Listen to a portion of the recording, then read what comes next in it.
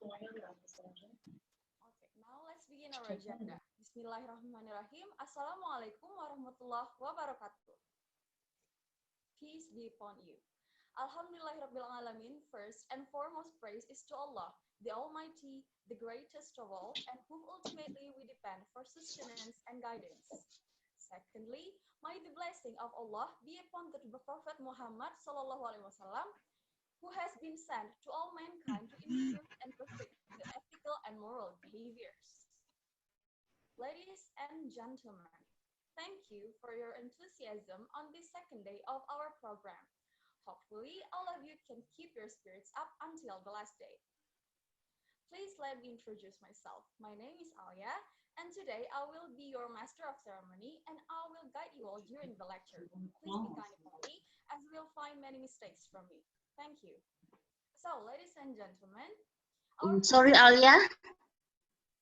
We couldn't hear your voice. Oh, okay.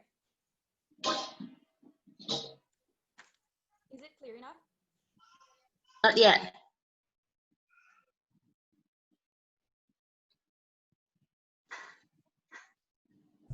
No, we cannot hear your sound, your voice. Maybe can use headset or earphone. Oh, I used that already. You can unplug it. I'm trying to. Okay, wait a minute. Okay. We can hear you now. We can hear you now. Okay, is it good now? Yes. Okay. We can hear you, but it's too small, the sound. Maybe you can speak louder, or maybe I think you closer just to go the ahead after master of ceremony. Just go ahead. I think it's Yeah. fine. Thank you. It's fine.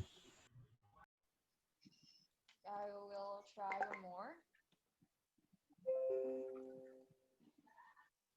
Test, how is it now? I think it's reasonable. Okay, just speak louder. Okay, I will try to speak louder. So, ladies and gentlemen, our first lecture for today's agenda has already been here. Please welcome Professor Mehmet Asutay. Assalamualaikum, Professor. Alaikum salam. Thank you very much for having me. Okay, thank you so much, Professor. So, how are you? Alhamdulillah, okay. Coping well. Pray inshallah you are all well too. And I'm happy to see that quite good number of participants.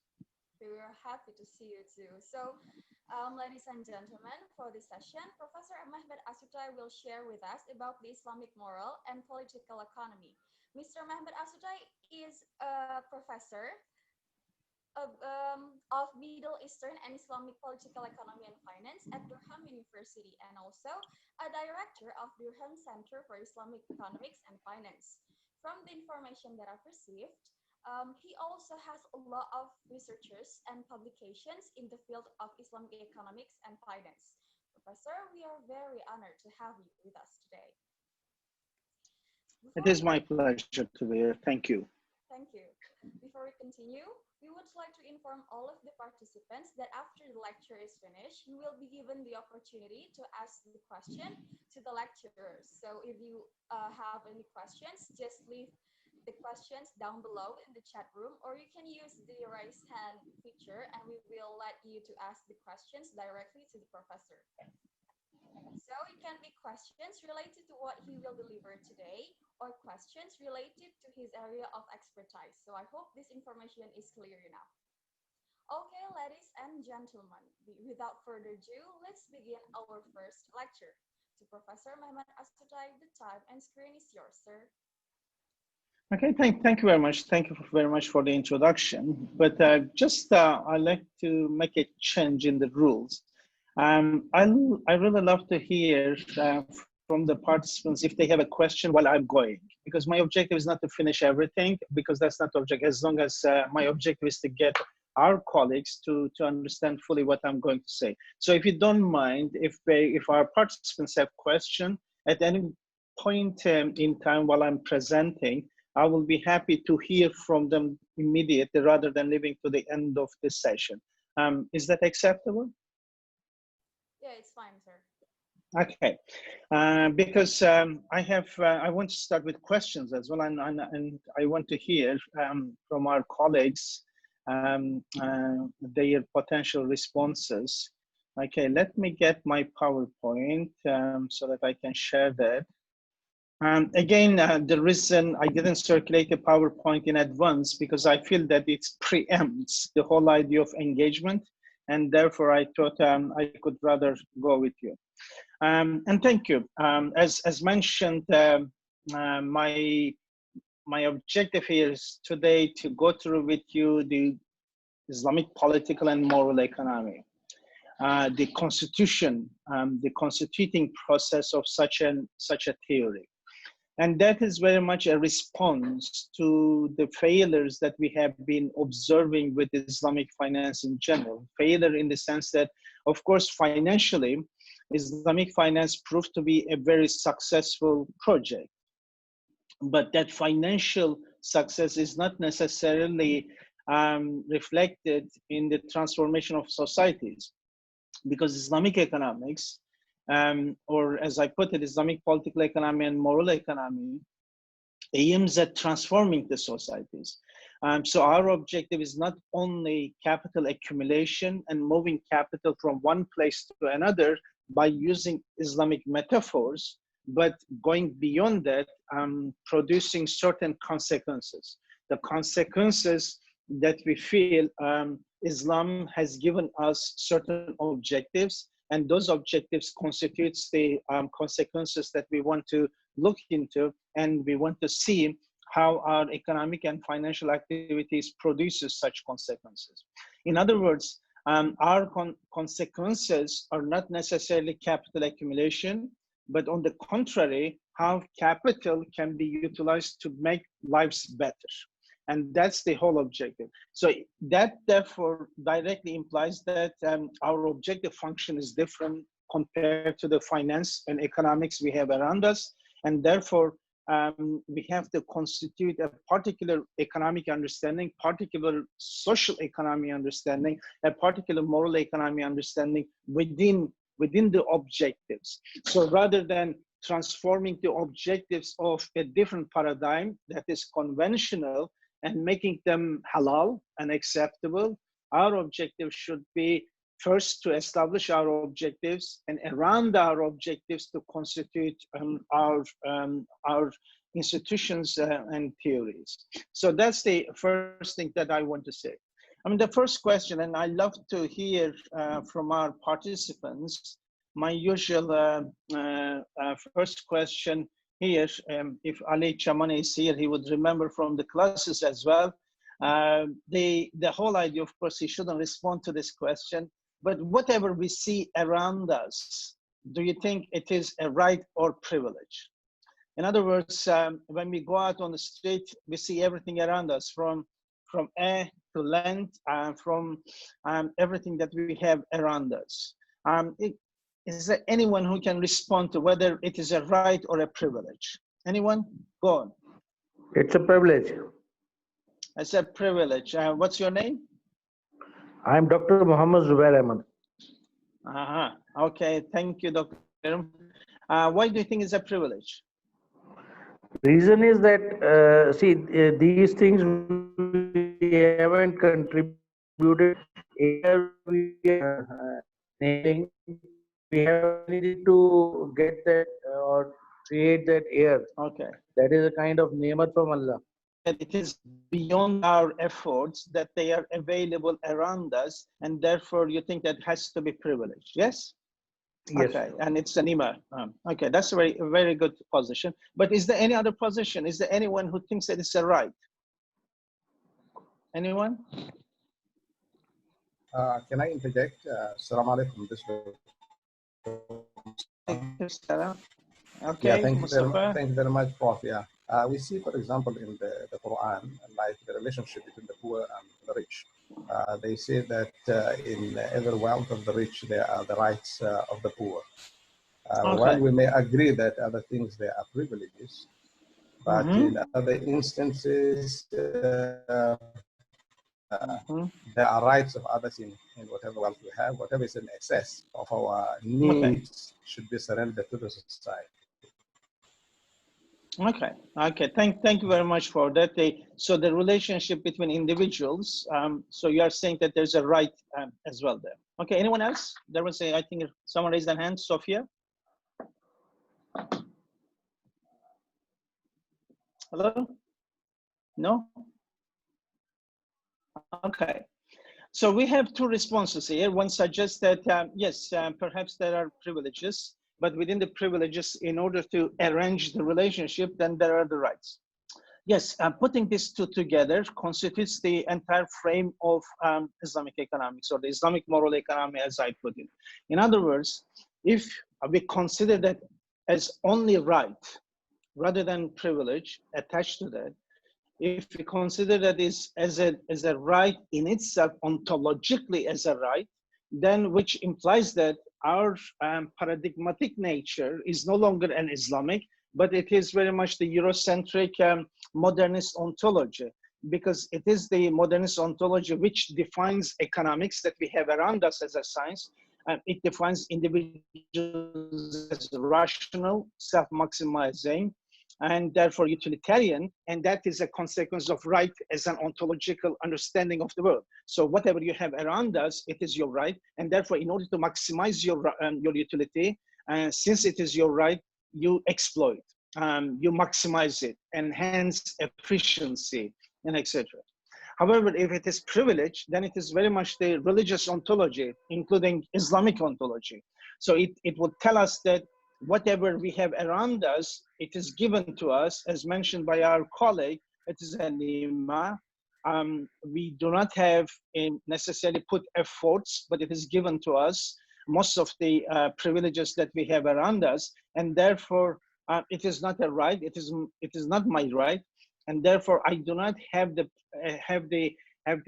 my objective function, therefore is not self-maximizing. It cannot be self-maximizing. On the other hand, because it is privilege, it has to be equity. I should be sharing whatever available for us. Okay, so and therefore the distinction between, because in the Islamic ontology it is considered as a privilege, and our objective function is around falah, the salvation in this world and in hereafter, with condition. What is that condition? Is the ihsan. In other words, how much we can share from whatever we have in order to establish equilibrium in the society. So ihsan is an equilibrium process, establishing equilibrium in the society. That is the whole objective of ihsan. So therefore, our objective function is no longer maximizing our utility, but on the contrary, our objective now is the falah and subject to ihsan, and that directly tells us that ontologically we consider whatever we have around us as a privilege.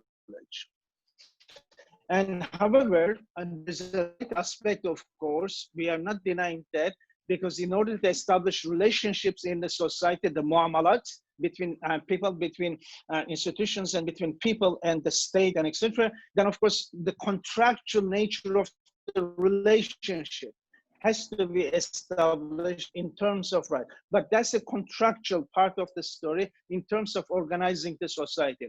However, in terms of our accesses to resources, it is very much the privilege.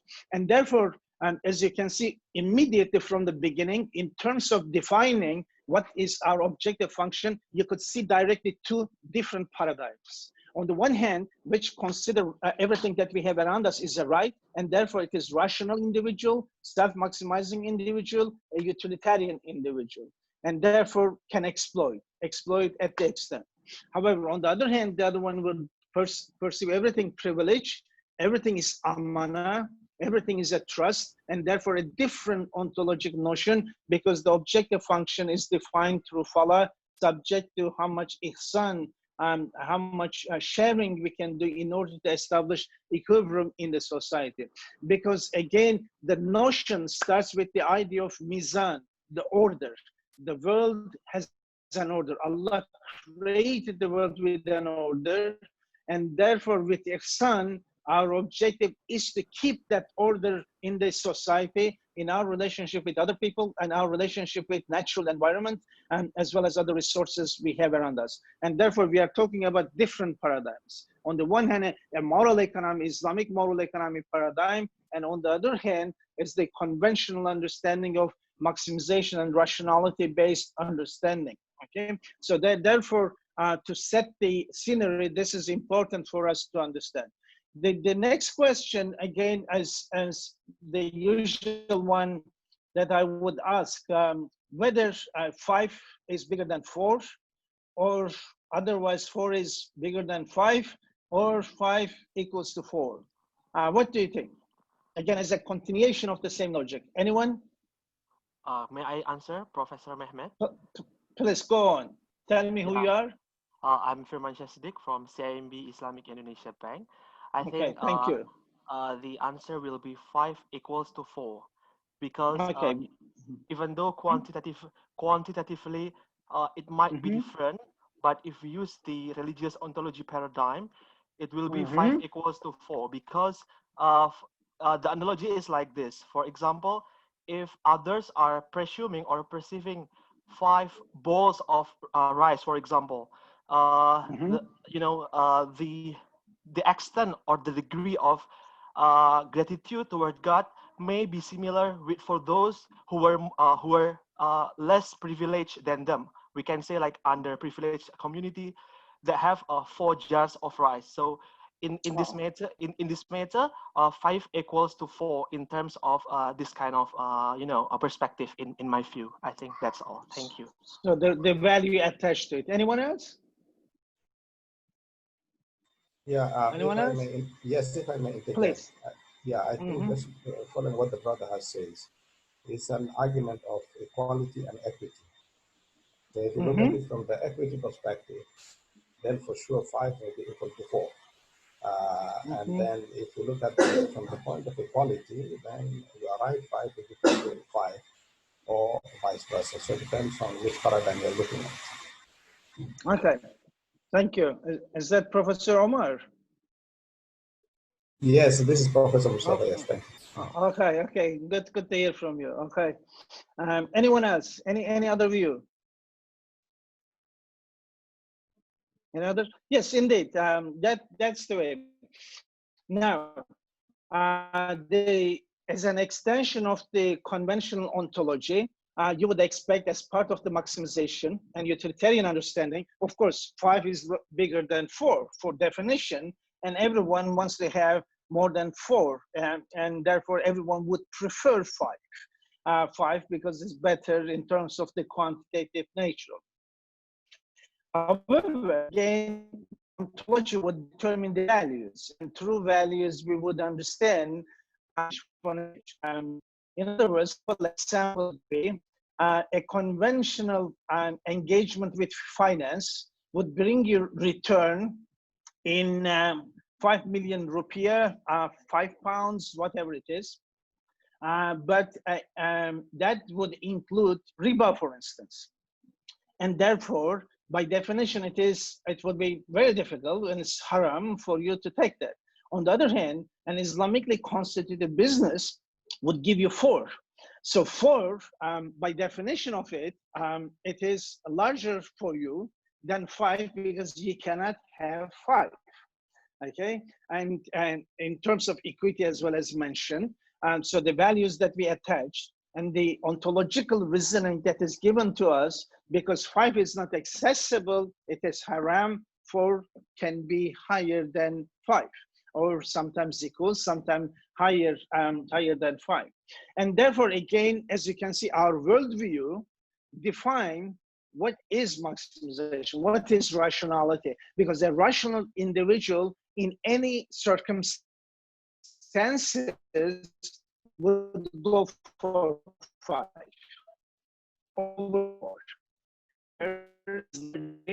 Brings bounded rationality. In other words, you cannot just opt for the maximizing, because that maximizing would bring certain unacceptable, unlawful consequences for you. Therefore, you have to remain within the lawful area. And if the lawful tells you that 4 is the maximum that you can reach, then 4 is better than 5, bigger than 5.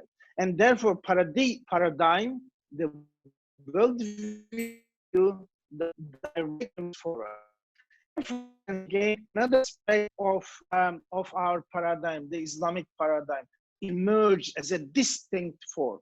Okay, and therefore the worldviews, the way we understand the world, and the source of that worldview, of course, our ontological position. Quran tells us what is human objective, and therefore our understanding of the world is shaped with that, including our economics and financial transactions has to be formed around that. And therefore, the current trend that we have within the Islamic circles, that riba is haram, trade is halal, khalas, that's finished. No, the story doesn't finish that. So that's a very much instrumentalization of Islam, bringing to the same level of a Eurocentric or the modernist ontology, Enlightenment ontology, and using Islam just as an instrument of halalizing. No, we have to authentically determine, okay? We have to authentically determine the nature of our economic and financial activities and what is the origin of that? What is the philosophical origin? What is the ontological position of our worldview and how that shapes, therefore, our transactions. In other words, transaction is not simple transaction, okay? It is not Sharia compliancy, this is a capital, and we move in the same way, producing same outcomes, but using Islamic metaphors. That doesn't solve the problem. Because we have to first define the worldview and what is the objective of that worldview. And it is not only the metaphors, whether it is mudaraba, musharaka type of metaphors, but beyond that, what consequences that we want to produce. Because in our consequences, therefore, maximization, such as the maximization of the profit of an institution, is not the objective function. Equity is our objective function. So therefore, our banks, like any other banks, they try to maximize their profit, shareholders' interest. However, our objective is stakeholders' interest, everyone's interest in the society. So therefore, I just wanted to set the scenery. As you can see, the ontological differences have particular implications, particularly determining the way we look at the world in general, and particularly looking at the economics and finance in a particular way. And the third issue, perhaps, that I wanted to, as a consequence of that, I wanted to highlight is, in particular with the COVID environment that we have around us, one thing came out very strongly, okay?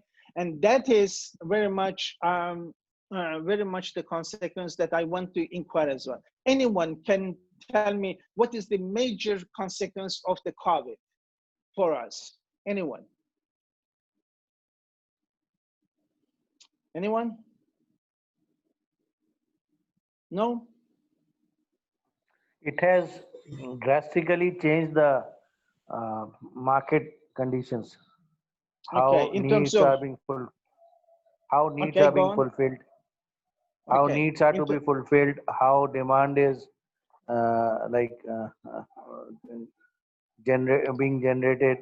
So like the things which we used to consume or buy pre-COVID, probably we have lost a charm for those things, and we have come up to the necessities and preventive things. So that kind of. Okay. Yep. Okay. In terms of our priorities in the consumption. Yeah. And anyone else? Yeah, it has increased the. Hello. It has Yep, it has increased the social dependency among the communities due to lockdown. Okay. Due to lockdown and social distancing, so people feel they want to stay around the people.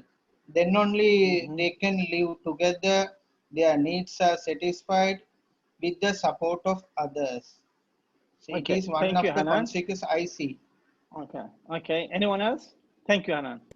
Yeah, I think by nature, again, this Prof. Mustafa, by nature, I think, you know, the social aspect of socialization or social transformation that you mentioned is a very important aspect of Islam.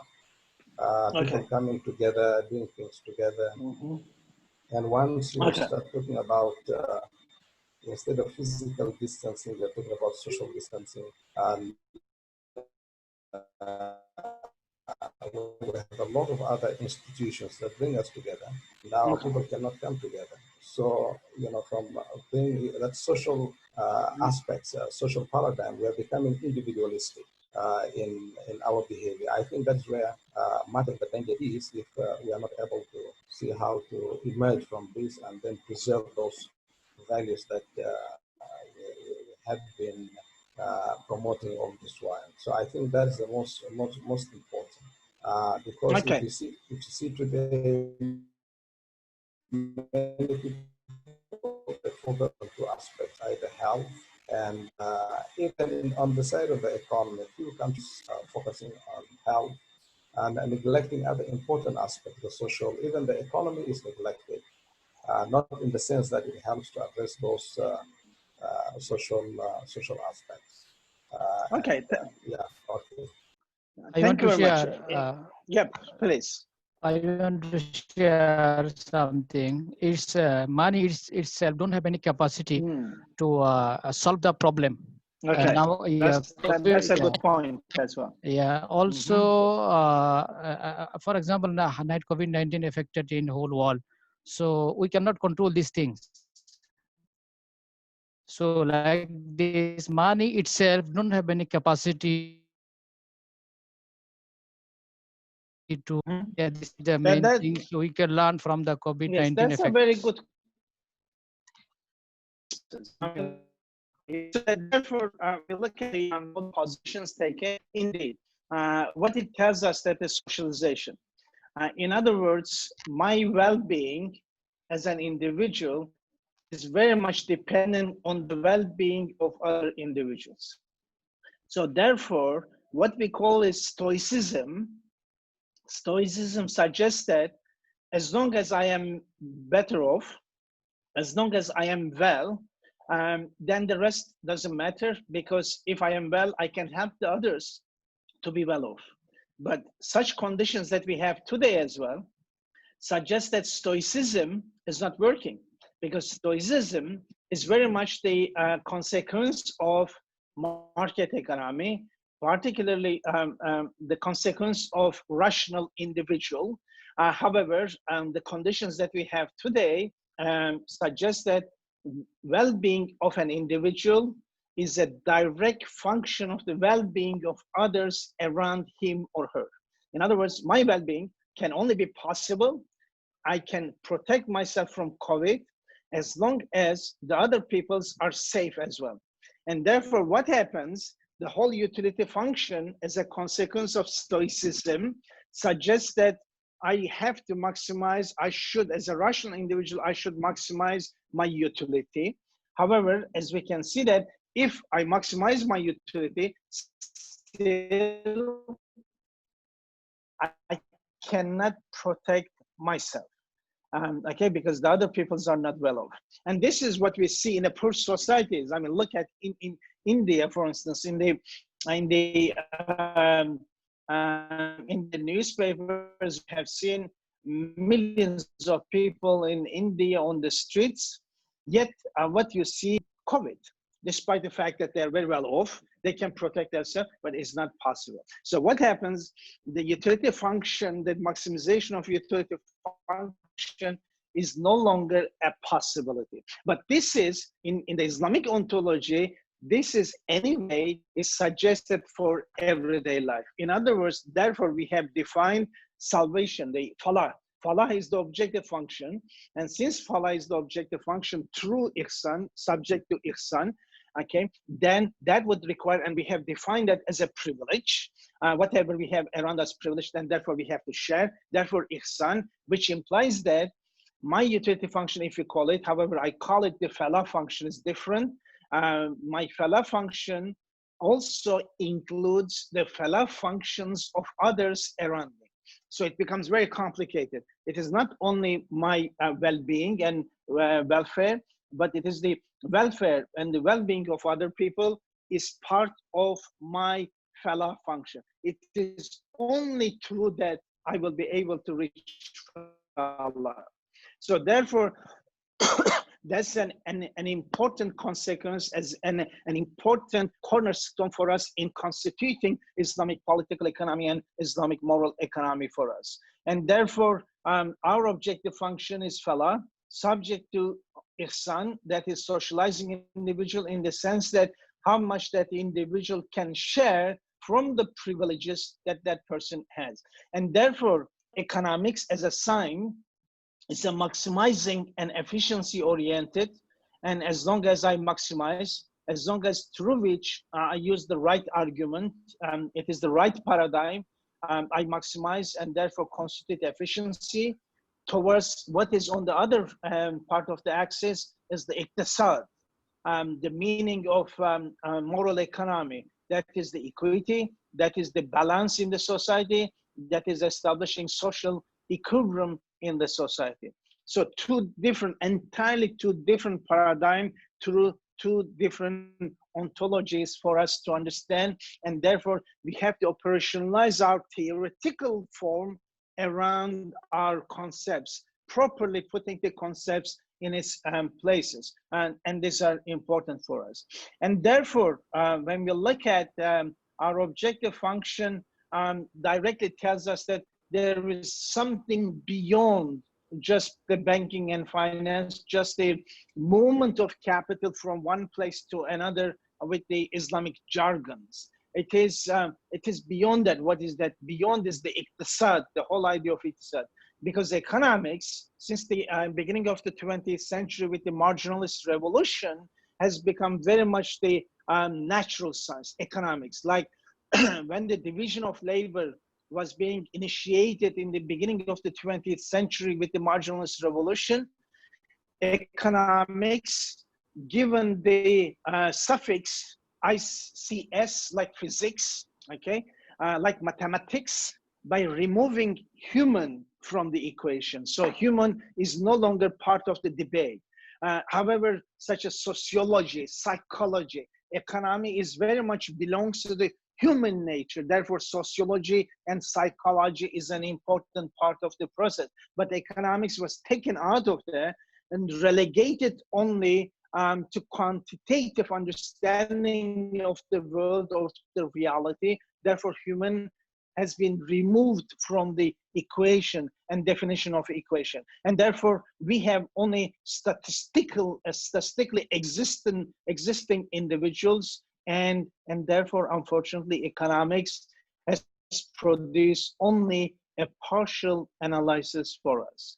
And therefore, because the human is not there, and therefore, since 1960s, different schools of thoughts have emerged within economics to patch the deficiencies of economics as a science, whether the institutional economics referring to institutions, whether public choice referring to the politics, the importance of politics in economics, whether it is the Austrian school, the Frankfurt school, whether it is the feminist economist who thinks that economics entirely disregarded women in the analysis, therefore they are trying to bring women into the analysis, and etc. The patching process, everyone is trying to patch it up, okay? And the reason for that, of course, is the deficiency of economics analysis in answering the questions that we have, because what we have around us with the COVID, as well as before that, is the financial failures in 2008, the great financial failure, and failures. Therefore, what we see have become a systemic failure, and it happens not only once or twice, but continuously crisis in every different aspect of life, and therefore that requires a particular system response.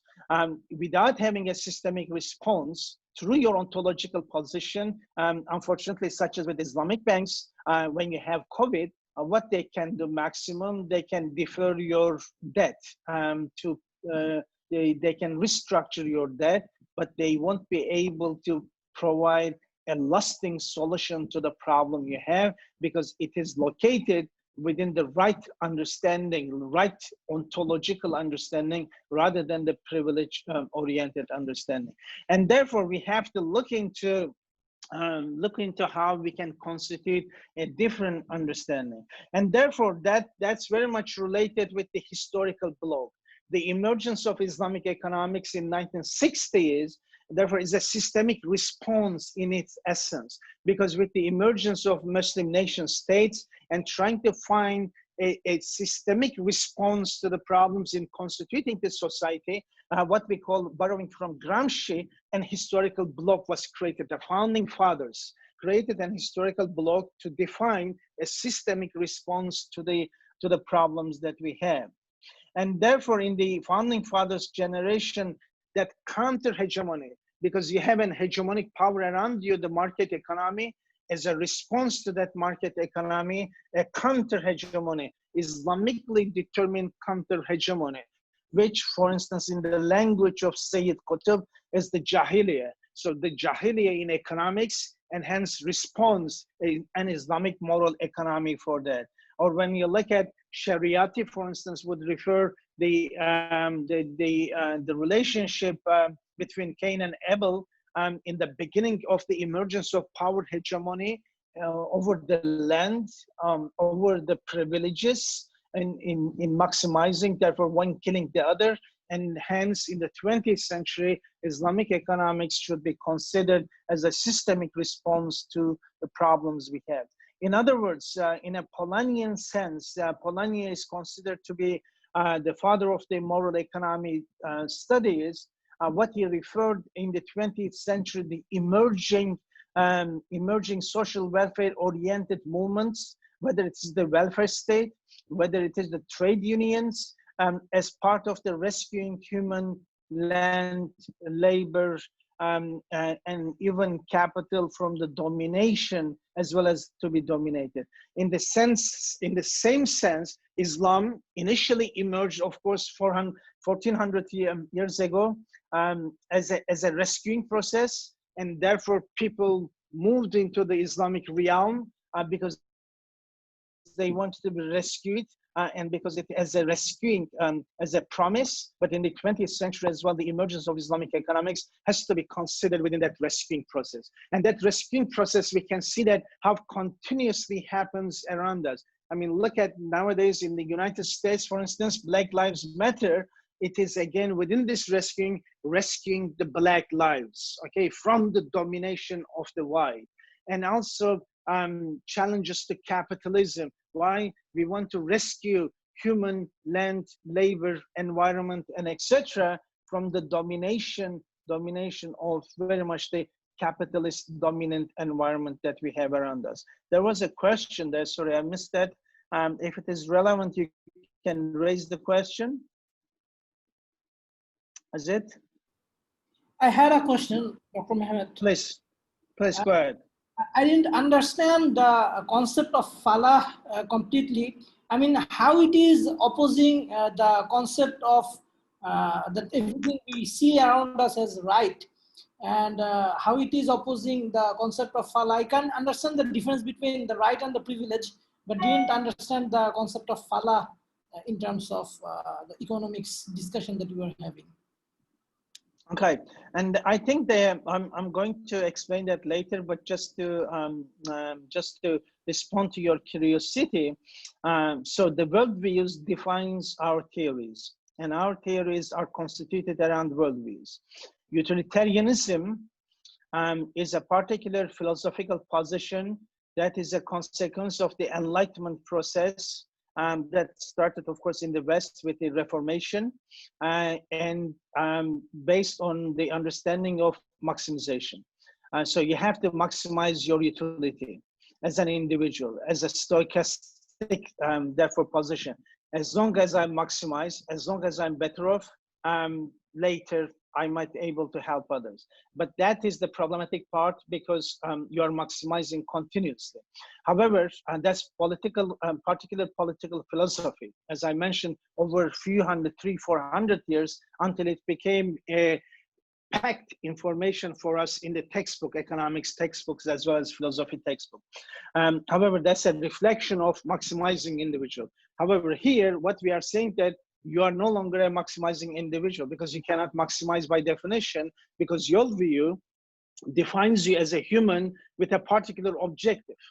And that particular objective, therefore cannot be by using the rights that we, considering whatever you have around you as a right and to maximize that. That's not possible. So therefore, in order to put things in their proper places, okay, you need to have your own conceptual framework. Your conceptual framework, on the one hand, you are an Islamic, your worldview is Islamic. On the other hand, your objective function is utilitarian. That just doesn't fit.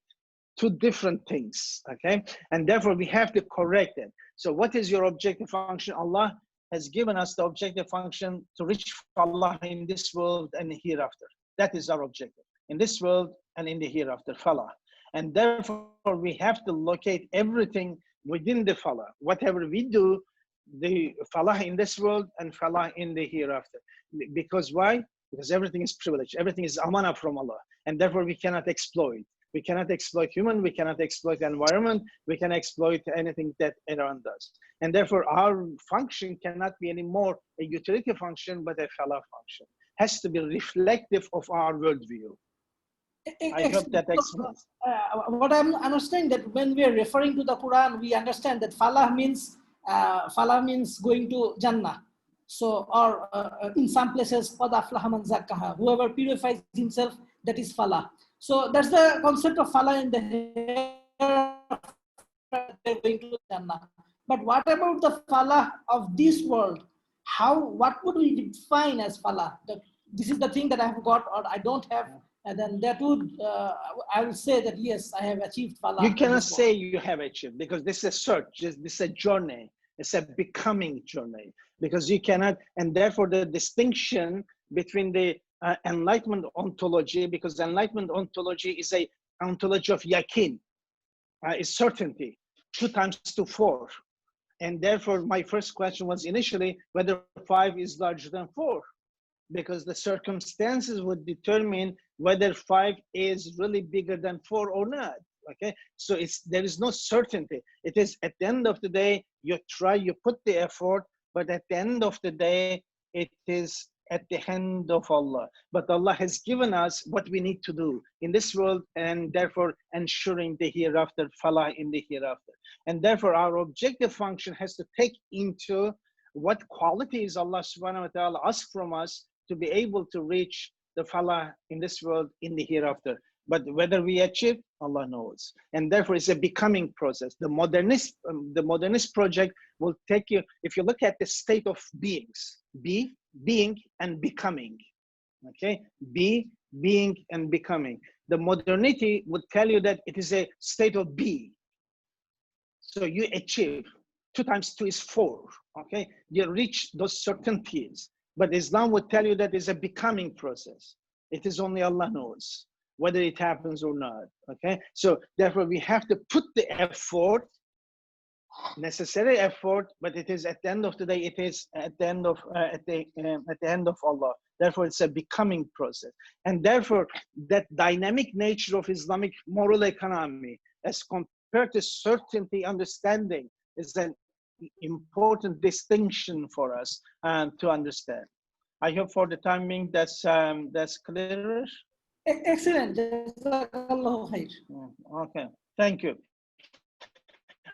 Okay, therefore, we have a Gramsci understanding of historical law to rescue human, land, even capital. And therefore, if you can, as you can see, I'm not using the word labor because labor, again, is a commodified nature of human. So they are commodifying human as well to become labor in their understanding. However, moral economy consider human as human. You cannot commodify human, okay? As also you cannot commodify anything that you have around us, okay? And that's an important factor. Even the Quranic position that the public resources such as water should not be priced, should not be commodified, because by definition, it's a moral good, it's a public good, and it should be available for everyone around us. And therefore, what we call is a political economy understanding. Political economy refers system. In other words, how the components come together to constitute a system for us to look at and locate everything within that system. In other words, you get ontology from one place, you get institution from one place, your theories are from somewhere else, and therefore the modern world forces the rest of the societies in the world to have hybridities. So you might have an ontology, such as in the case of Islam, Muslim societies, your ontological understanding is Islamic. However, your banking and finance, traditional logic from enlightenment, which suggests that God is dead, and then your practice, again, legal forms, which again comes from different social formations. So this is the hybridities. You have hybridities, and the problem with hybridity, it gives you the comfort, of course. You are feeling comfortable because you can borrow, mix, and blend. That's very much possible, and because the history is a product of blending, there is nothing wrong. But what is wrong is, in historical form, none of the systems, none of the political economies dominated the world.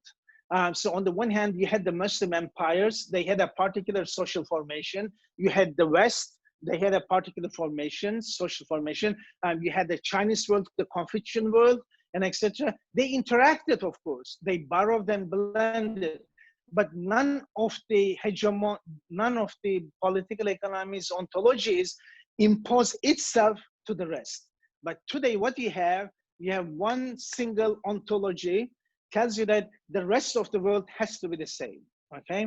And therefore, it forces you to adopt their ways of doing things. And that is, of course, the capitalist system does not allow the existence of differences. So the hybridities that we have is an imposed hybridity. So the problem with hybridity, in the short run, it gives you the comfort, but in the long run, it forces you to forget the authenticity, search for authenticity, because you get into that comfort. And in the same way, what I call the Islamic finance circle, Islamic banking and finance circle, everyone said Islamic banking and finance is the end of history. Now, it has nothing to do with the end of history. It is not even the beginning for us. Therefore, we have to search, we have to develop, we have to innovate within our ontology and slowly move away from this hybridity to establish authenticity. And that very much brings us to a systemic understanding. In other words, as you can see from the quotation here from Muhammad Bakr al-Sad, he would say that we should not study Islam's prohibition of usury or the permission about private ownership as being separate from other parts of the general plan of the Islamic economy. In other words, you need to have an integrated understanding of the world, the worldview, the ontology. And only then you would be able to see how the institutions will emerge and how institutions should fund consequences they should. Therefore, is the whole Islamic economy as something being something separate, doctrine entity independent of the rest of is not our culture. And that is not possible, because whatever you have around you, whether it is in the Enlightenment philosophy which produced capitalism, so it is in line, because Enlightenment told you that God is dead, therefore you can go crazy to maximize your welfare, your utility, and therefore it produced capitalism, hegemony of capital. However, here you are saying that, look, my ontology does not allow me to maximize. My ontology does not allow me to exploit, okay? And therefore, I have to work within this ontology. And if that's the case, and therefore your economic and the financial behavior and organizations have to be in line with that. And therefore, we must understand the Islamic economy as part of the general system of Islam. That's the worldview of Islam, which tells us what it should be. Okay, and therefore we have to move from this partial analysis and hybridity that we have around us. I have been sharing this one to understand the distinctions that we are identifying here. On the one hand, capitalism, as you can see, as a domination. Capital dominates on the rest, does not allow others to have access to the resources. If you establish equality, if you give everyone the same thing, unfortunately, the result doesn't change much. And therefore, Ihsan suggests that in order to establish equilibrium, in order to allow everyone to have access to the resources, the one who has to give up so that the social equilibrium can be established in the society, and therefore social equilibrium can be established, and therefore ihsan works as a social equilibrium in our moral economy to establish balance in the society. Because in real life, as you can see on the right side, not only people in the negative, look at around us how much debt has increased in Muslim societies as well as in all over the world. But because we are talking about Islamic political economy, and therefore we have to get out of this debt economy to be able to establish equity in the society through ihsan, so that everyone have access. That's the whole object of Islamic political economy for us to create. And therefore, around us, with the emergence of Islamic finance, some colleagues have been talking about the Islamic capitalism. Now, again, within this ontological understanding, we have to make sure that we understand concepts. Capitalism as a regime, as an ontological consequence of enlightenment, refers to something else. Islam as an ontological existence refers to human appeals in everyday life. That is different than saying that Muslim societies can accumulate capital. These are two different. Accumulation of capital within your ontology is different than talking about capitalism as a regime of truth, because you are providing truth. What is the truth for capital? Capitalism has a particular understanding which requires domination because of the maximization efficiency. On the other hand, for you, within the Islamic ontology, capital is only an instrument. It is only an instrument to deliver for the good, okay, deliver ihsan. So therefore, these two different ontological position has to be understood. And therefore, Edward Said's response to Orientalists, for instance, Edward Said stated that, look guys, you are saying that the Muslim world underdeveloped. Why? You are saying that, look, these institutions that we have, such as banks and financial institutions, historically Islam has not produced them. And therefore, Islam is an underdeveloped. Islam does not allow development in the society. That was their claim. And Edward Said and Timur Quran still suggest the same. However, Edward Said's response to the Orientalists and such position was that because your institutions, which are the product of your ontologies, does not exist in other ontologies, does not imply that they are underdeveloped. They flourished. They developed their institutions, and their ways of thinking led to different emergence of different institutions, different ways of doing things. And therefore, we have to look for the authenticity. And that authenticity, what could be that authenticity to help us to move capital beyond the Sharia compliancy? Because Sharia compliancy works within the institutional logic of capitalism. However, our objective is to produce certain social outcomes, certain consequences that Islamic ontology tells us. How we can produce those consequences within the authenticity of Islam, that is our expectations that we have to look into. And therefore, when we look at Islamic finance, we have to understand that, yes, transactionally it is successful story. It has opened up a new avenue, moving capital with Islamic metaphor. But that should not be the only outcome that we should expect, because we have a different objective function. And that different objective function with the particular modes of production, how the economy should be organized, to the moral economic consequence of Islam as sharing economy because of privileges, and because Islam's understanding of human development, human welfare, human well-being, such as in the Maqasid al-Sharia. So our objective function is falah, and ihsan provides the societal equilibrium in the society and a particular understanding. Therefore, how we can use finance, including Islamic finance, to achieve such an understanding. In other words, embeddedness, okay? So your economy has to be product of your ontology, your value system. That is what we call embeddedness, okay? So economy is not independent of the realities, social realities of the society, ontological realities of the society. It is part and parcel and the product of that particular social formation of that society. In other words, every society through their ontological position is organized in a different way, okay? And therefore, every society produces different modes of production, different social formation, organization of the world. And how, therefore, finance can be part of that Islamic embeddedness in terms of social formation and the real economy. And therefore, we have to see how that emancipatory nature of Islam, because with the La ilaha illallah, we say that I'm emancipated. There's nothing that can hold me except Allah.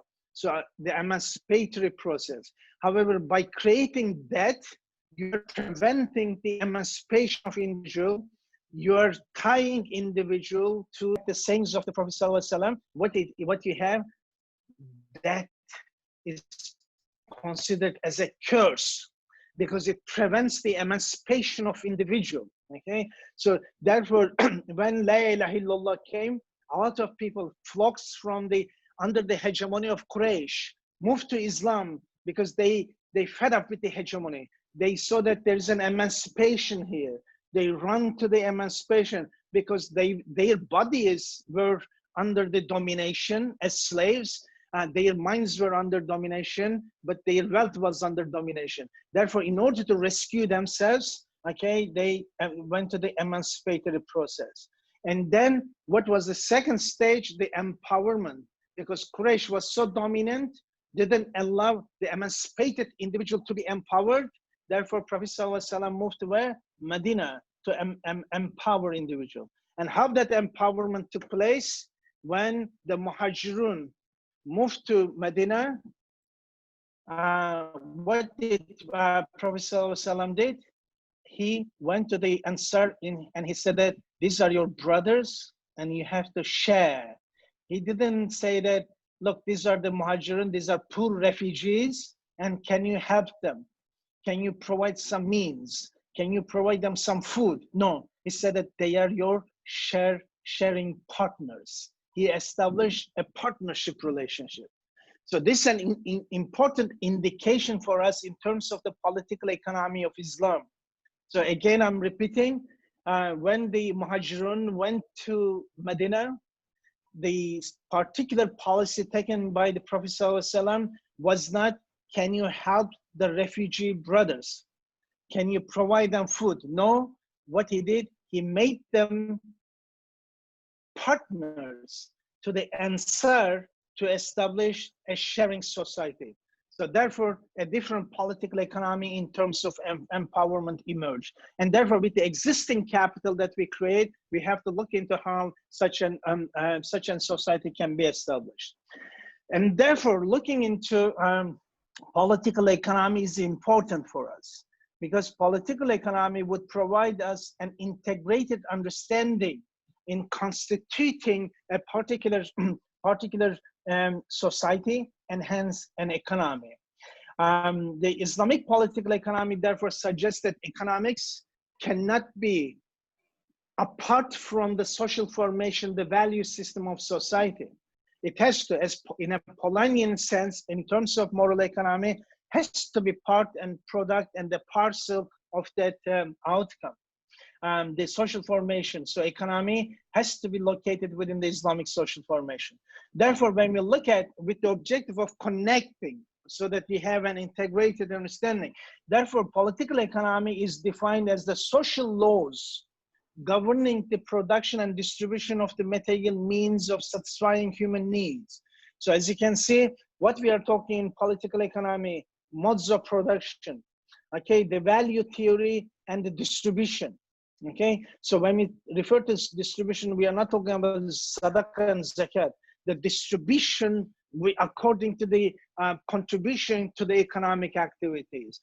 And the social laws, what are those social laws? In our case, the Islamic ontology constitutes social law.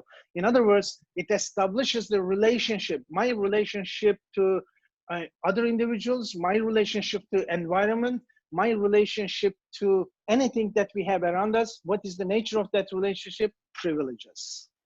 I am given, Allah subhanahu wa ta'ala given them as a privilege to me, and therefore I should be sharing as the sharing economy constituted by the Prophet ﷺ. And therefore, it is a particular mechanism to understand the society and to how to see how the social formation of the society can work to produce a particular outcome. And therefore, when we look at the study, the definition of a particular social economy rather than a capitalist economy to constitute a particular political economy is important for us. And therefore, when we look at political economy, it is comprised of the tools together within ontology to produce a social formation, a particular social formation. And therefore, it enables us to establish divisions between economic theory and policy economics, but importantly, brings the entire consequences of the institutions, ontology together, whatever the ontological requirements are, how we understand human, how we locate the human in the world, and what the consequences are expected, they have to work all together to produce a particular political economy. And therefore, political economy directly refers to ecumenical, which the equivalence, of course, of that tawheed, okay? Ecumenical in the sense that all in together.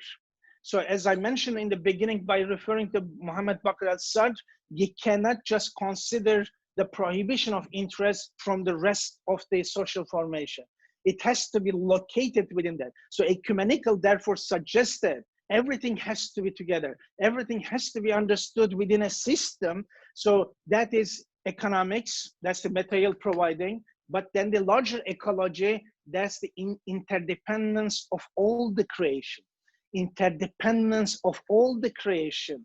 And that's very much important for us because that directly refers to tawheed, but the consequences of that is particularly important for us to understand.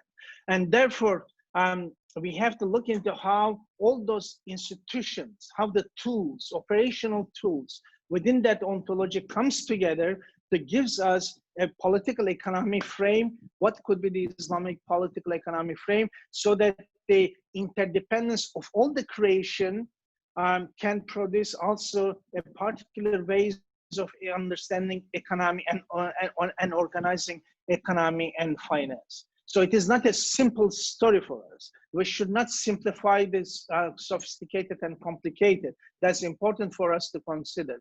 And therefore, a political economy of system. In our case, therefore, I prefer to use iqtisad because iqtisad, although it is interpreted as economics, is not.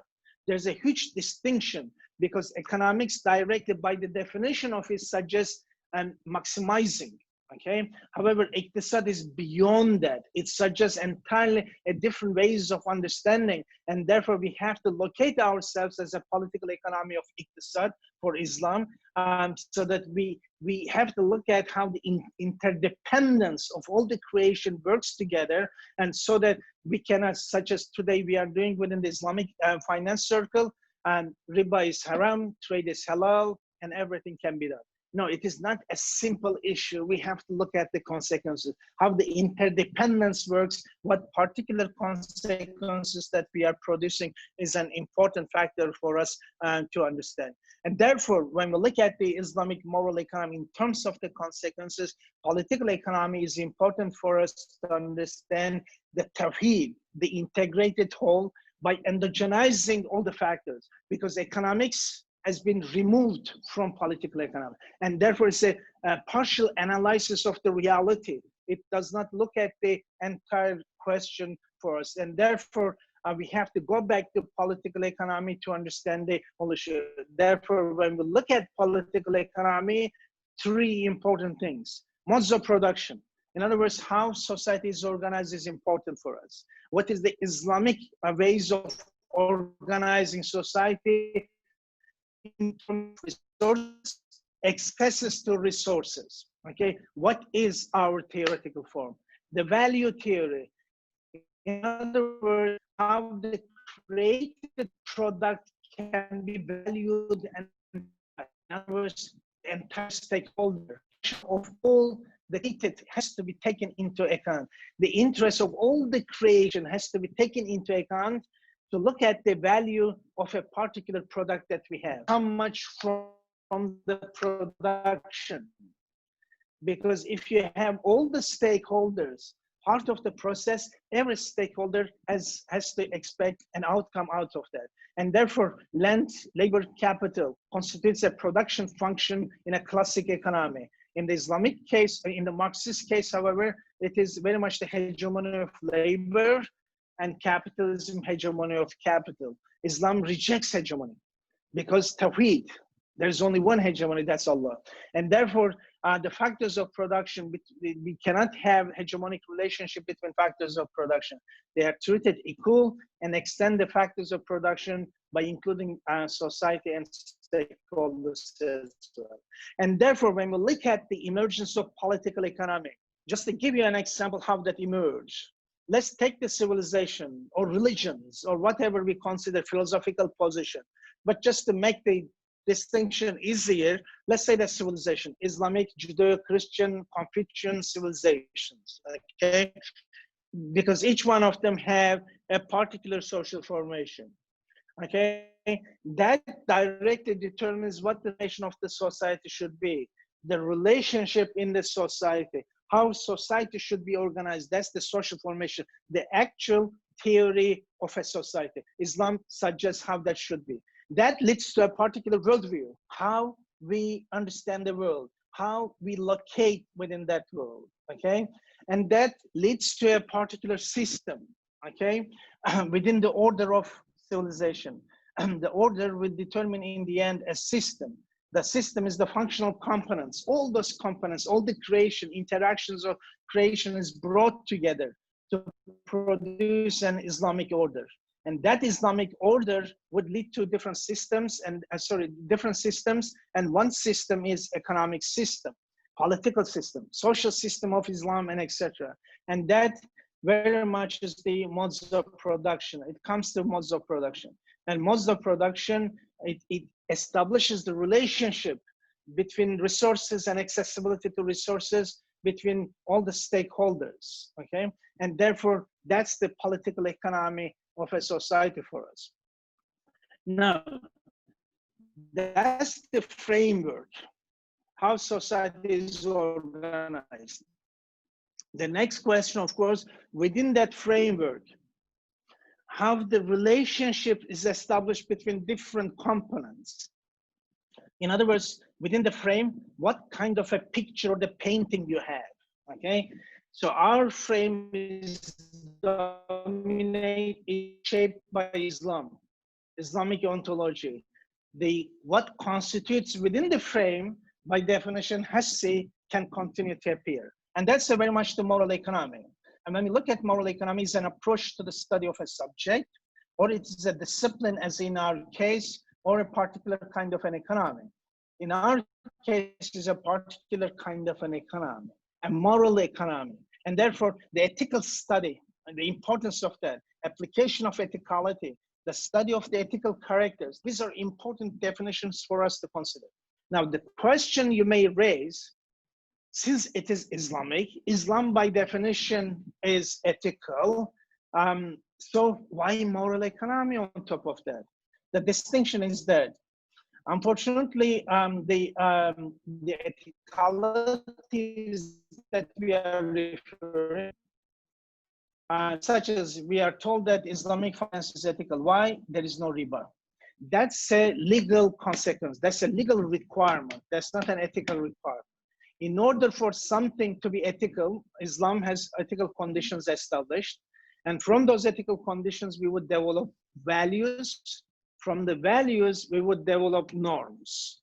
And those norms would determine the moral action. So the distinction, therefore, in Muslim societies, everyone talks about the ethicality of Islam, But when it comes to behavior, there's a huge deficiency. There's a huge deficit between abstract ethicality and morality on the ground. So morality is the norm nature of Islam in everyday practice. So suggesting that Islam refers to justice. Everyone in the Muslim societies would tell you that justice is an essential part of Islam. But when you go to the ground, on the ground, that justice is not there, because it has not become moral action. It remained as an abstract reality out there. So Islamic morality, therefore, when we refer to Islamic moral economy, we are not only referring and through the norms have become a behavioral norm. So that distinction is important for us to consider. Therefore, when we refer to moral economy as a particular set of relations, beliefs, and norms, and particular economic life, or social life, or religious life, whatever it produces, and therefore the embeddedness. In other words, you are entirely embedded into the value system of Islam in your actions, and therefore the moral economy requires the abstract value system should be on the ground articulated, not only mentioned. So the economy, therefore, is a product of the value system of Islam, and therefore economy also embedded into real economy. So it is not fictitious, but it is particularly embedded into it. So therefore, embeddedness suggests that economy is not independent of the value system of the society, such as for the Muslim world, economics that we have today is a product of neoclassical economy. That's a product of enlightenment and capitalism. For the Muslim societies, the way economy operates is disembedded. It's not embedded in the value system of the society. It is imposed. And therefore, whatever the language that you are using, if you look at, when it comes to bank, everyone has the same name, bank. Whatever the language you have, you call it bank, because it's an imposed reality. It's not embedded, it's not the product of the history or the social formation of the Muslim society or the other societies of the Confucian society, and etc. Therefore, it is not embedded. So embeddedness directly suggests that your actions, your institutions, your theories has to be the product of your value system. Then we can talk about embeddedness. Therefore, economies emerged. Let's say that 500 years ago, before the colonial power reached Indonesia or Malaysia, for instance, in the case of this program, what you had indigenous economies. The society organized in a particular way until you were introduced to the Western hegemonic understanding of capitalism and capitalist domination. It was an embedded society moved into this embeddedness. So therefore, embeddedness is an important concept for us to understand to the notion when it comes to economy as well as other aspects of society. It has to be embedded in the value system of Islam, whatever we do. And therefore, the embeddedness directive, which we ought to call Polanyi in his great book, The Great Transformation, to everyone here, I suggest that we have to read. I believe that Ali Chamani has read and memorized everything out of that last year, the year before. We have to check him on that. But the Great Transformation is important for us to understand moral economy. And therefore, Polanyi in his book examines that how the historical societies were moral economies, because you had different moral economies in different parts of the world. Even in UK, he would say that in Britain, you had different moral economies in different parts because each region produced their own economies. So economy was not independent on the realities on the ground. It was embedded. And therefore, it is not an independent entity for the social formation of the society, how society is organized. Therefore, economy has to be product and reflection of the social, the value system directly determines that. And in addition to that, of course, finance is not an entity in itself, but it is product and instrument of economy, and that is, of course, embedded in the social formation of the society. Therefore, when we look at moral economy, we are talking about embeddedness as the core, but around that of important for the we refer to the importance of community, how community organized together to help each other. Reciprocity is an important factor because in the societies, people help each other as part of the ongoing moral economies. It is the commodification is an important nature. You cannot commodify everything that we have around us. Even fiqh, which is very much instrumentalized, unfortunately, in modern world, cannot commodify everything that we have around us. Water, you cannot commodify. The human, you cannot commodify and make labor out of that. But Islam suggests human as a distinct from the labor, that the effort that individual has. The effort can be, human cannot be. Therefore, labor is not the right term determined for us. The effort, the equivalence of labor is very much the effort. So commodifications. And therefore, for instance, what we see around us nowadays, the fictitiousness. You cannot create fictitious. Islam only, even fiqh only suggests in terms of the agriculture and the salam transactions, certain futures market accepted in the case of agriculture. Otherwise, fictitiousness is not accepted. So you can only buy and sell things which exist. And therefore, fictitiousness and fictitiousness is collective action, takaful, collaborative action, the sharing economy, and the real economy are important factors. In other words, it's not the price that determines everything. On the contrary, everything comes together to determine price. Conventional economics, neoclassical economics, price determines everything. In the moral economy, however, everything comes together in an ecumenical sense, in a tawhidi sense, and their interaction produces the price. Because market economy does not look at whether something is, it will impose a particular price, but the need determines factor together with other factors in the process. In other words, what we are saying that, as you can see here, until the 18th century, therefore, when we look at the relationship between finance and economics, finance and economy was one entity. There wasn't any distinction between the two. However, with the industrial capitalism emerging, what we have seen, capital accumulation led the distinction between real economy and the financial economy. And therefore, the larger we find the real economy, the financial economy, the larger the potential for economic crisis that we have seen. But by 1970s, 60s, and 70s, we can see that again, the emergence of Islamic finance with the objective Islamic economic discourse, with the objective of overcoming the gap, having the relationship between finance and economy as embedded relationship. But unfortunately, later with the globalization of Islamic finance, what we see a huge financialization between the real economies of the Muslim world and the financialization in Islamic finance. The way Islamic finance is moving, financializing capital domination as opposed to the expectations of the society. Therefore, in a Polanyian, in a moral economy sense, what we are talking, if we summarize it, everything starts with good. Good translated into money, money is translated into good. At the end of the day, what is kept as a value is good. However, in the market economy or the financial economy, capitalist economy, everything starts with money. Money then forces everything to become commodity. Look at the distinction, it is important. Good, different than commodity. Commodity now is a financialized meaning of it, okay? And therefore, the capitalist economy converts everything into commodity. Everything can be bought, everything can be sold. Everything has a price tag on it. Okay, the money therefore converted into commodity, and commodity is again converted into money, and it is kept as money.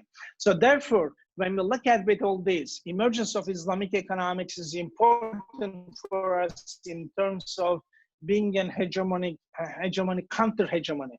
Because when you have the capitalism and the financialized economy, Islamic economics emerged as a counter-hegemony to bring the Islamic morality to everyday life by particularly constituting an Islamic social formation, how the society should be organized, and with a particular definition of capital, particular definition of the relationship.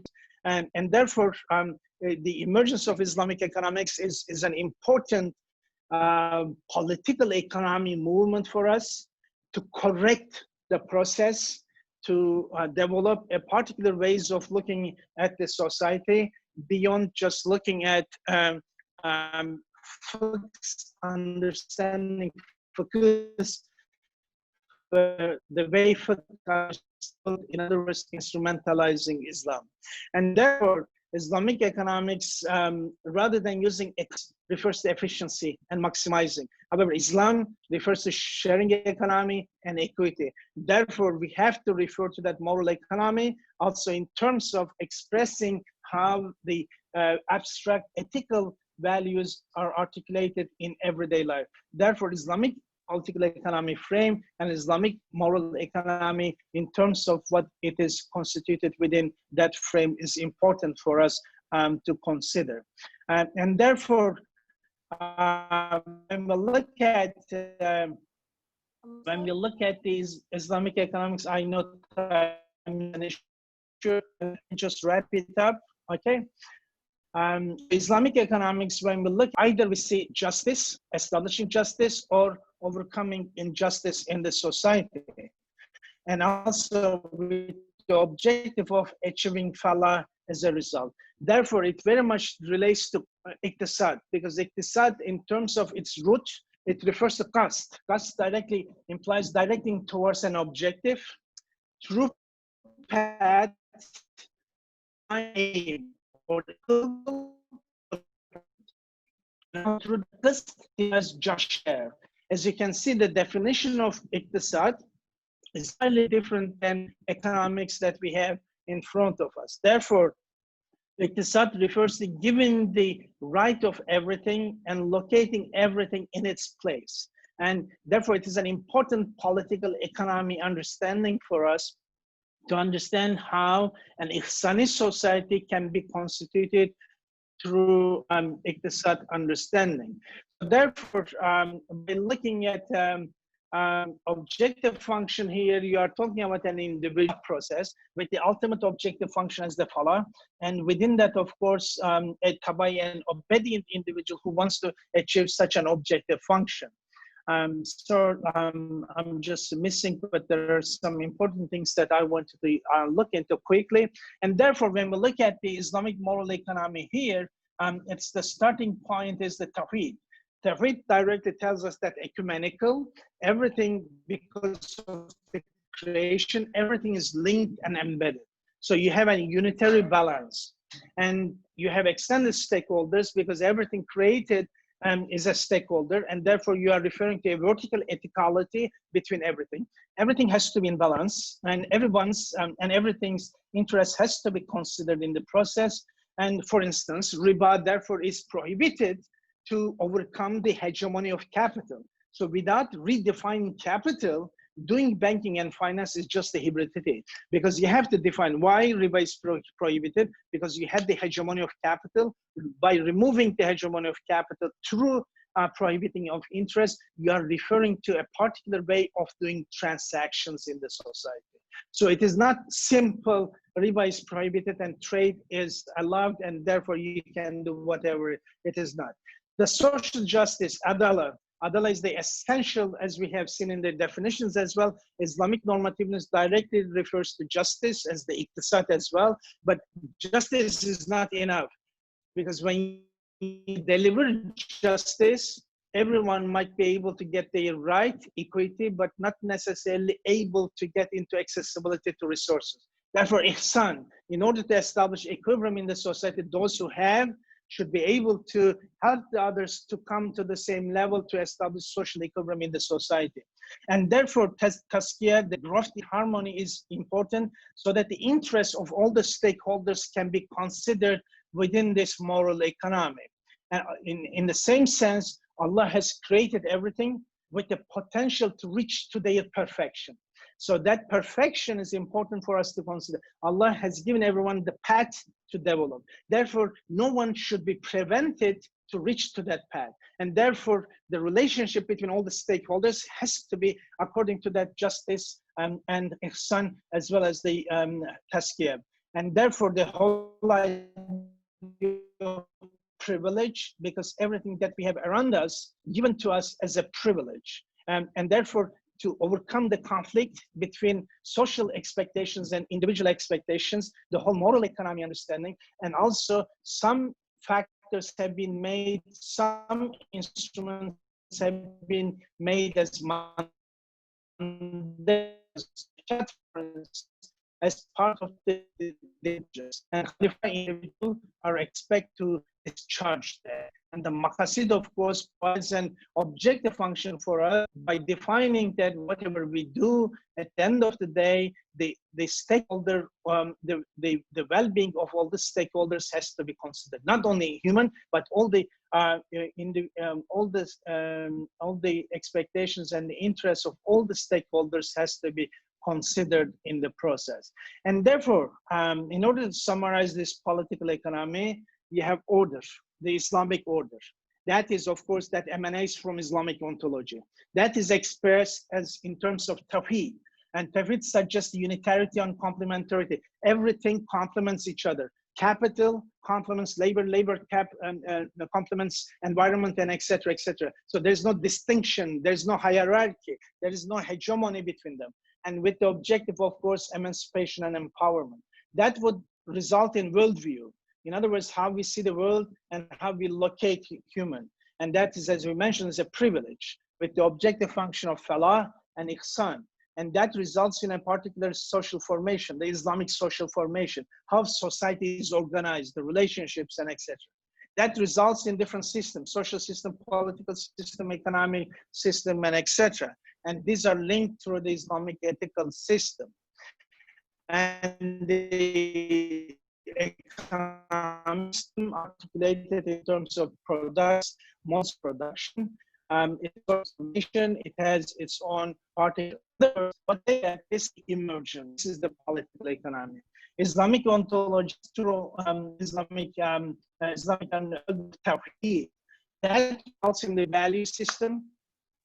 That value system is expressed in terms of norms.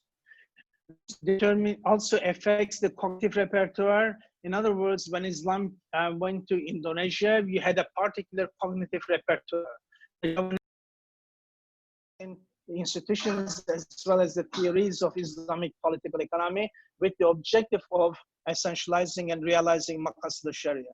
Of course, Rububiyyah and Tazkiyah determines that process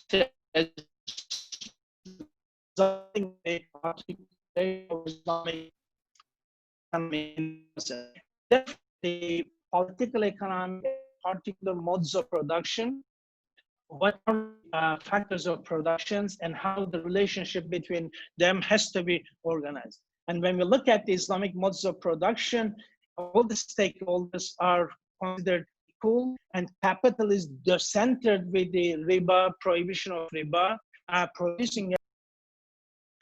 So social formation, the modes of production.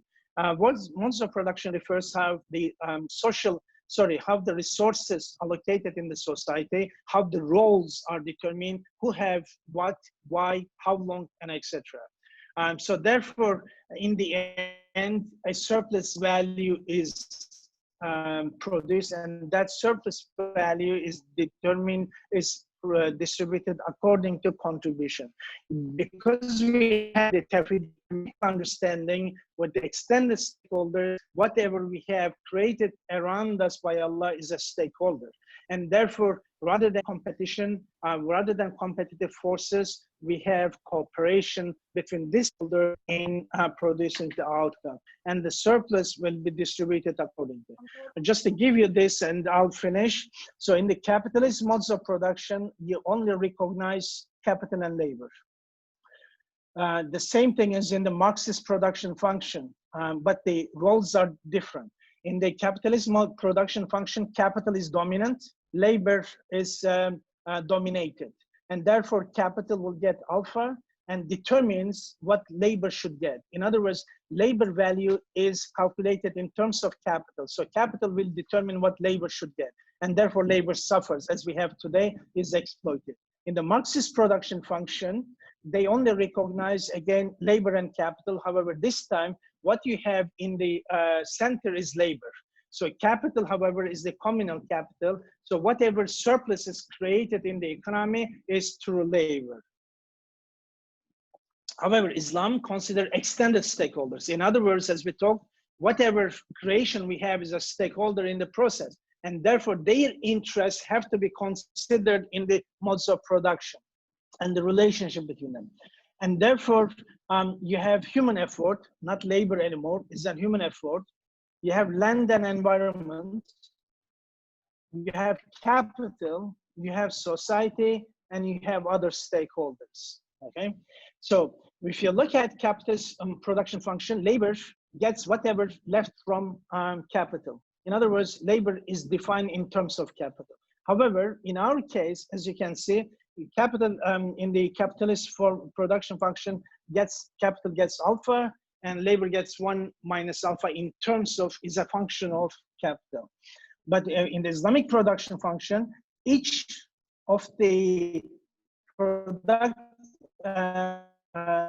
each of the stakeholders enters into equation as independent rather than defined by others, because we are rejecting, Islamic political economy rejects hegemony. And therefore the relationship between them is horizontally equal, okay? So therefore each one of them goes into the equation, human effort with alpha, land and environment with beta, capital goes as lambda, society and etc. Each one of them goes independently into the equation in terms of their values. And what is important here, in the Islamic political economy, the field, the capital and habitus. Field is your geography, what resources you have, okay? Capital, what economic resources you have in the society, and habitus is behavior. So Allah subhanahu wa ta'ala left the rights of human effort, land environment, and other stakeholders' interest to be determined in that society, but within Islamic norms, justice and ihsan. However, the society's right is determined by Allah through what? Zakat. So zakat directly consequence of is ex ante consequence of production. In other words, zakat is not a generosity, is not a charitable giving, but it is part of the surplus in the production function. So that's important for us. So therefore, the treatment of zakat in current environment is not right also, is a product. Why zakat is directly directly is the product of Islamic production function, or is included in the Islamic production function due to society. Why is that? Because all the resources are created by Allah for everyone to have access. However, through the private ownership, resources are acquired and expropriated by individuals, despite the fact that they are created for everyone to have access. And therefore, out of their production, out of right of the society, because of they belong to society, despite the fact that they are privatized and expropriated, they have to be returned to society, the right of the society. And therefore, it is part of the production function in the process. In the same way, homo economicus by individual. Islamic moral economy has a particular individual, particular definition with an objective function of falah, maximizing ihsan. Therefore, you don't have a utility function, but a falah function. And therefore, as you can see, a falah function of an individual could be production, consumption, and giving of that individual, plus the falah of others and other stakeholders, and the implication of that in the hereafter. As you can see, it's three-dimensional falah function. Utility is one-dimensional, whatever you consume in this world. However, here, me, the impact of my activities on others, the falah, as well as what happens hereafter has to be taken on. Again, riba, within this political economy, riba is not only just an instrument for transaction, but thus centering capital, removing capital hegemony, establishing equilibrium between different stakeholder capital is in the same level with human effort as well as the others in the process. Therefore, governance has to be stakeholders. However, Islamic banks are shareholders. Again, it creates a asymmetry here. And therefore, corporation, Islamic political economy is not corporation. And therefore, such as people like Timur Kuran would suggest that Islam failed to produce corporations because the Islamic political economy does not suggest corporation as a social formation, accumulation, because corporation is a product of accumulation. However, Islamic political economy is not accumulationist, it's a sharing economy, therefore it hasn't produced. And therefore the difficulties that we have around us is very much, unfortunately, pragmatism. By Islamizing the knowledge, we are creating all those problems. In other words, instead of values directly determining institutions, we have institutions at the bottom and we are Islamizing them, and because they essentialize the market economy, and therefore we are going through the process of, unfortunately, even changing our value system, such as tawarruk was made non-halal by Islamic Fiqh Academy. If I'm not mistaken, it was, when was it? 2004.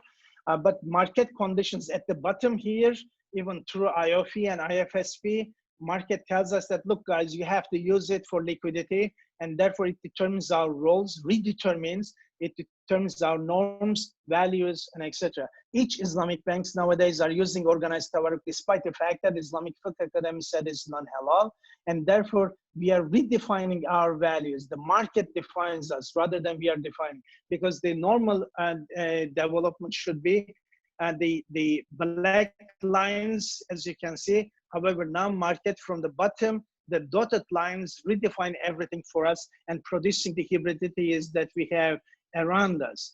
And that's the result that we have, as you can see with the data. Unfortunately, the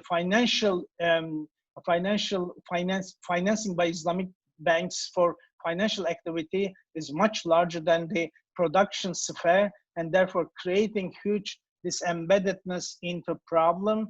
And therefore we can see that products is hegemonic, again creating this embeddedness in the process, unfortunately. And this is very much, unfortunately, the key understanding rather than a political economy and moral economy. They look at only instrumentalizing. However, moral screening process at the top does not produce the outcomes, the green areas at the bottom, and therefore it remains very much the fiqhi instrumentalized morality of Islam rather than the substantive morality of Islam, and therefore we have the current problems in front of us. And therefore, when we look at currently, as Islam, of course, has a huge promise, but it's a shape without form, shape without color, paralyzed force, gesture without motion. Therefore, our objective has to create that motion, moving to the new imaginations and bringing moral economic impact on the ground, and create our authentic theories and institutions to lead the way. I'm sorry, I have taken more than I expected. My apologies. I don't know whether, Ali, are we facilitating any questions now? You don't have time, yeah? Okay, anyone has a quick question? Yeah, I have a question, Prof. Thank you very much for your wonderful and motivational talk. I want to know how you exactly make relation between ihsan and economics. One hadith narrated by Hazrat Umar radiallahu anhu. The hadith is famous, hadith is Jibril. In the hadith mentioned, Rasul sallallahu alaihi wasallam do worship like you see the Allah subhanahu wa ta'ala, or Allah subhanahu wa ta'ala see in the worship.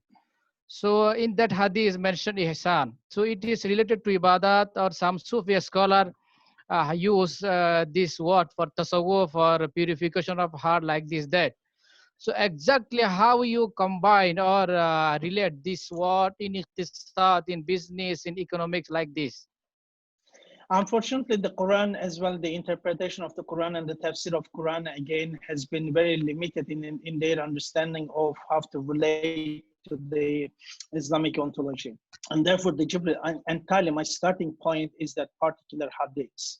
And therefore, if you look at perhaps the best reference I can give you in terms of how Ihsan is modeled in terms of the an axiom for Islamic political economy, Naqvi's book on Islam and economy and society is the best one. But the whole idea is that Ihsan in this is considered in order to reach Allah, in order to establish that linkage that you are referring in that hadith, okay? You need to be able to, part of the, unfortunately, I couldn't go into that, the giving up process. In order to get closer to Allah, you have to give up.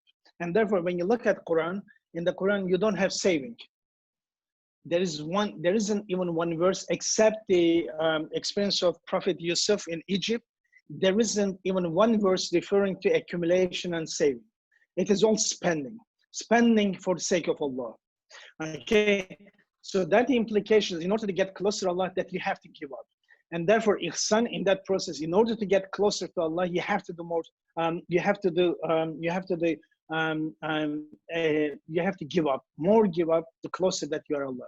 And therefore, ihsan in that process, in order to therefore establish the balance that Allah created the world with, mizan, in order to continue, sustain that, those who has to give up, one, in order to get closer to Allah and establish that mizan in the society. And therefore, it's a consequence of justice in that. Economic justice, social justice, that requires ihsan to be delivered in the process. But because of the time is limited, I cannot go into that. But please look at Naqvi's book on the ihsan as well, yeah? Okay. Any other question? Can I just add a little bit on the ihsan? I just want to add to the brother. Perhaps if there's a question, then if I can take that question rather than continue on that. Yes, Prof. Prof. I just want to enlighten, the person who asked that there are other hadith which says Kataballah ihsan ala kulli shay. Okay. Professor Mustafa, because the time is limited, if you can do that within the system. I understand. Okay. I understand. Yes. Go on. Sorry, Professor, but our time is okay. limited. Thank you. Going to entering the Indonesia. So yeah, I'm for all of the participants, but we don't have enough time to answer all of the questions. But we are very thankful for the questions. And also thank you so much to Professor Mehmet for the insightful, the presentation is so amazing and it's very, very useful for all of us. But before that, we please stay on the screen because we are going to have a little appreciation for you, sir.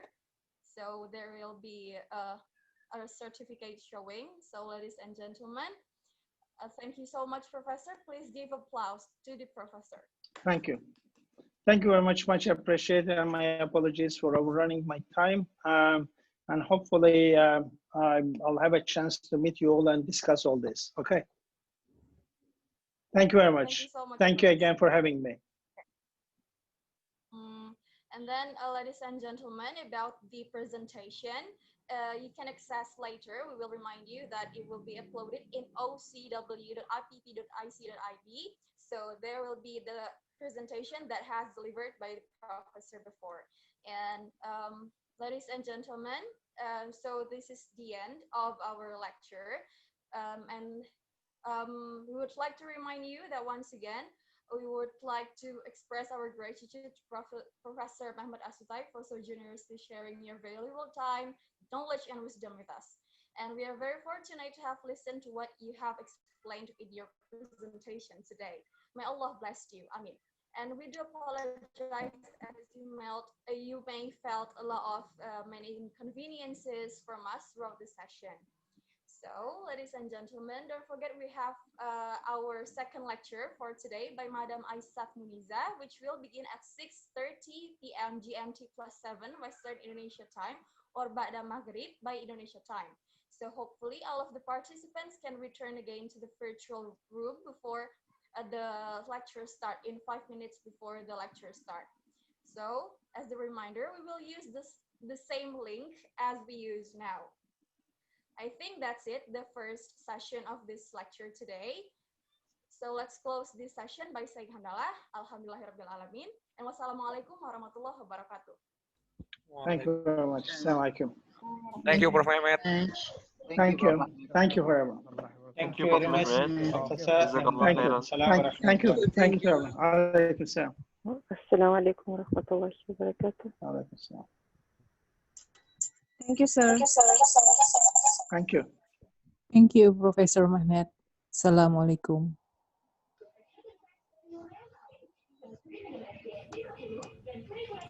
Thank you, Professor. See you, inshallah.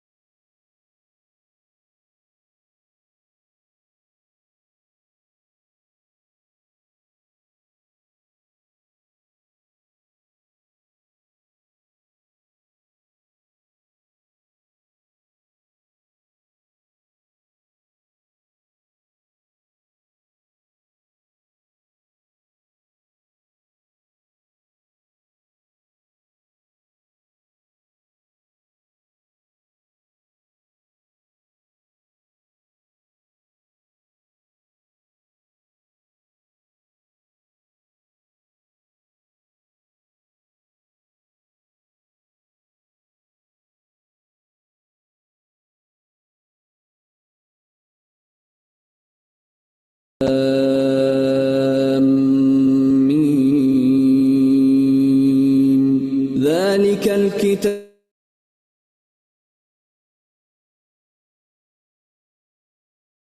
لا ريب فيه هدى للمتقين الذين يؤمنون بالغيب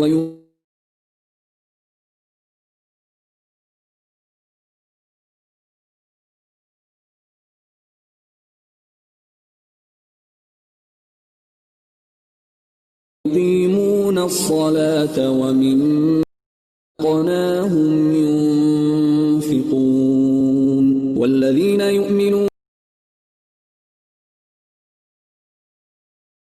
إليك وما أنزل من قبلك وبالآخرة هم يوقنون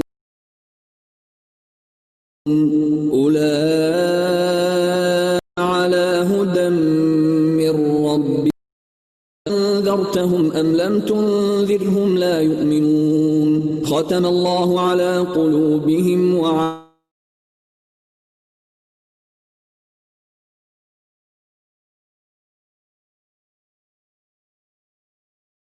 سمعهم وعلى أبصارهم غشاوة ولهم عذاب عظيم ومن الناس من يقول آمنا بالله وباليوم الآخر وما هم بمؤمنين يخادعون الله والذين آمنوا وما يخدعون أنفسهم وما يشعرون في قلوبهم مرض فزادهم الله مرضا ولهم عذاب أليم بما كانوا يكذبون وإذا قيل لهم لا تفسدوا في الأرض قالوا إنما نحن مصلحون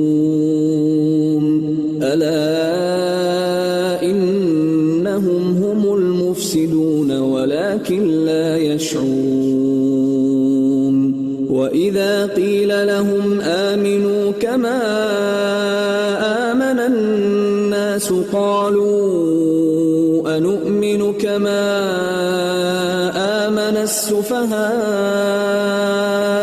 ألا إنهم هم السفهاء ولكن لا يعلمون وإذا لقوا الذين آمنوا قالوا آمنا وإذا خلوا إلى شياطينهم قالوا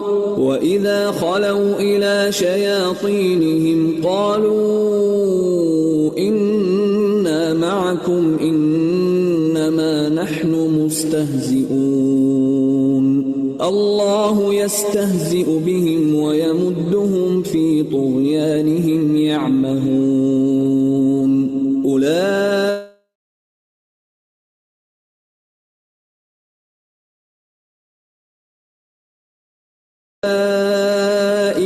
الذين اشتروا الضلالة بالهدى فما ربحت تجارتهم وما كانوا مهتدين مثلهم كمثل الذي استوقد نارا فلما أضاءت ما حوله ذهب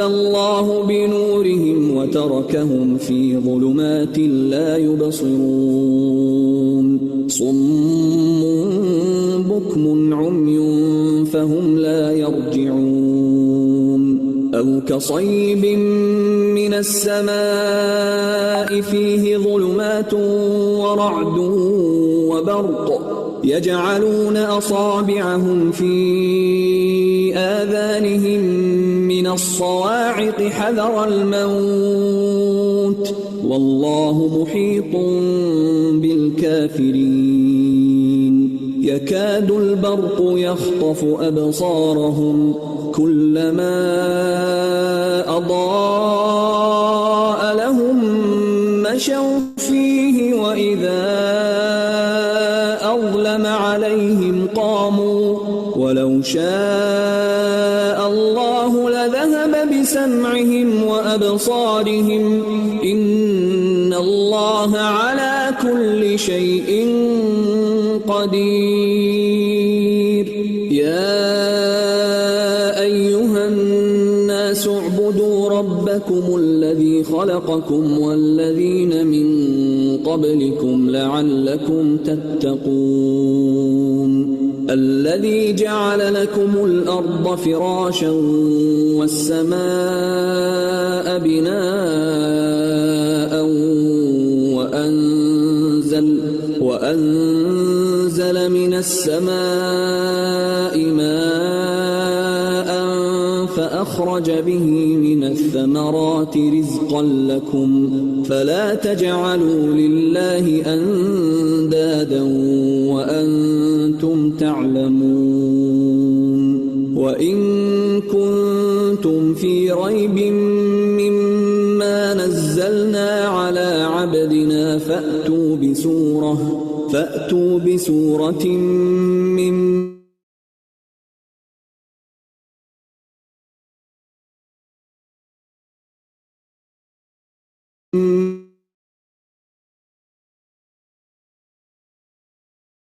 إلا لم تفعلوا ولن تفعلوا فاتقوا النار التي وقودها الناس والحجارة أعدت للكافرين وبشر الذين آمنوا وعملوا الصالحات أن لهم جنات تجري من تحتها الأنهار كلما رزقوا منها من ثمرة رزقا قالوا هذا الذي رزقنا من قبل وأتوا به متشابها ولهم فيها أزواج مطهرة وهم فيها خالدون إن الله لا يستحيي أن يضرب مثلا ما بعوضة فما فوقها فأما الذين آمنوا فيعلمون أنه الحق من ربهم وأما الذين كفروا فيقولون ماذا أراد الله بهذا مثلا يضل به كثيرا ويهدي به كثيرا وما يضل به إلا الفاسقين الذين ينقضون عهد الله من بعد ميثاقه ويقطعون ما أمر الله به أن يوصل ويفسدون في الأرض أولئك هم الخاسرون كيف تكفرون بالله وكنتم أمواتا فأحياكم ثم يميتكم ثم يحييكم ثم إليه ترجعون هو الذي خلق لكم ما في الأرض جميعا ثم استوى إلى السماء فسواهن 7 سماوات وهو بكل شيء عليم وإذ قال ربك للملائكة إني جاعل في الأرض خليفة قالوا أتجعل فيها من يفسد فيها ويسفك الدماء ونحن نسبح بحمدك ونقدس لك قال إني أعلم ما لا تعلمون وعلم آدم الأسماء كلها ثم عرضهم على الملائكة فقال أنبئوني بأسماء هؤلاء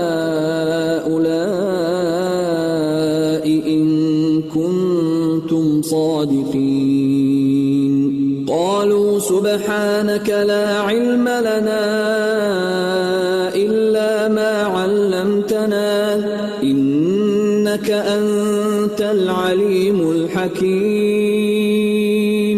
قال يا آدم أنبئهم بأسمائهم فلما أنبأهم بأسمائهم قال ألم أقل لكم إني أعلم غيب السماوات والأرض وأعلم ما تبدون وما كنتم تكتمون وإذ قلنا للملائكة اسجدوا لآدم فسجدوا إلا إبليس أبى واستكبر وكان من الكافرين وقلنا يا آدم اسكن أنت وزوجك الجنة وكلا منها رغدا حيث شئتما ولا تقربا هذه الشجرة فتكونا من الظالمين فأزلهما الشيطان عنها فأخرجهما مما كانا فيه وقلنا اهبطوا بعضكم لبعض عدو ولكم في الأرض مستقر ومتاع إلى حين فتلقى آدم من ربه كلمات فتاب عليه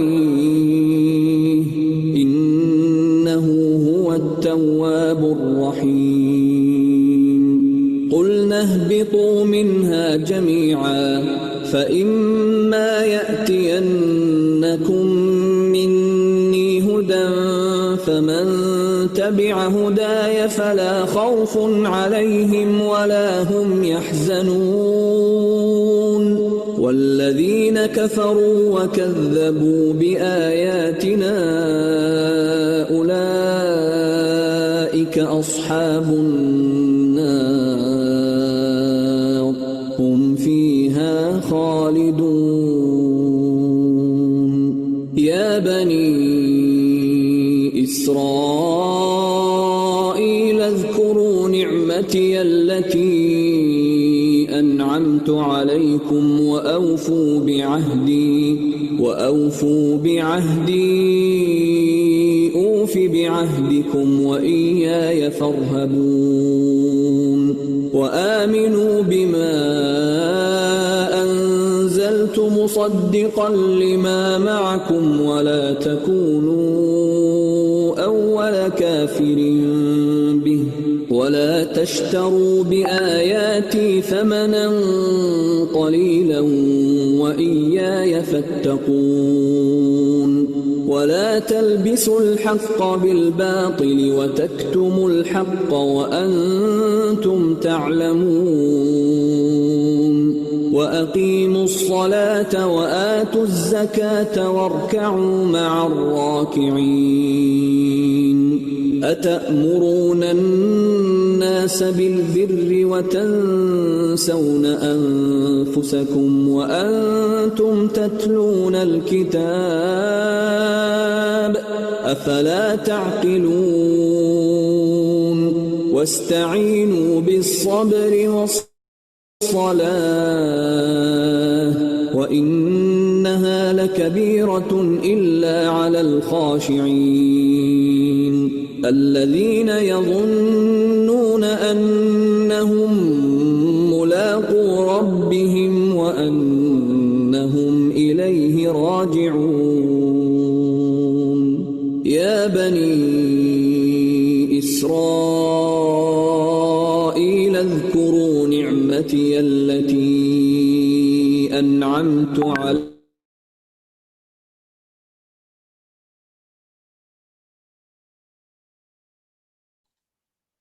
Tes, Mbak, apakah terdengar? Iya, di saya terdengar Alia. Apakah jelas, Mbak? Oh, di saya sih jelas Alia. Oh, Coba, jadi coba. nggak sekecil tadi ya, Mbak ya? Iya ya, nggak sekecil tadi. Ya, makasih, Mbak. Oke.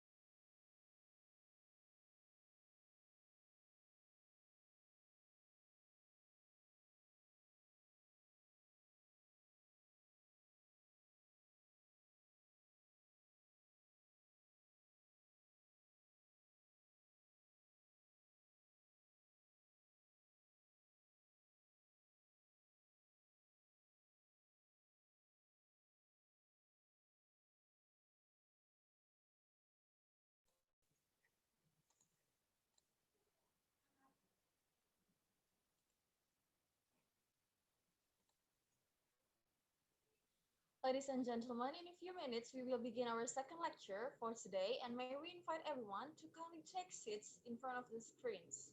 Thank you, and please kindly remind all of the friends, all of the participants to join us because in 5 minutes, we are going to start the event.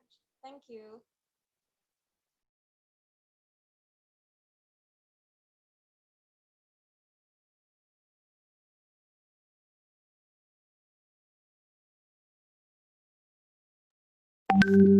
إلى بارئكم فاقتلوا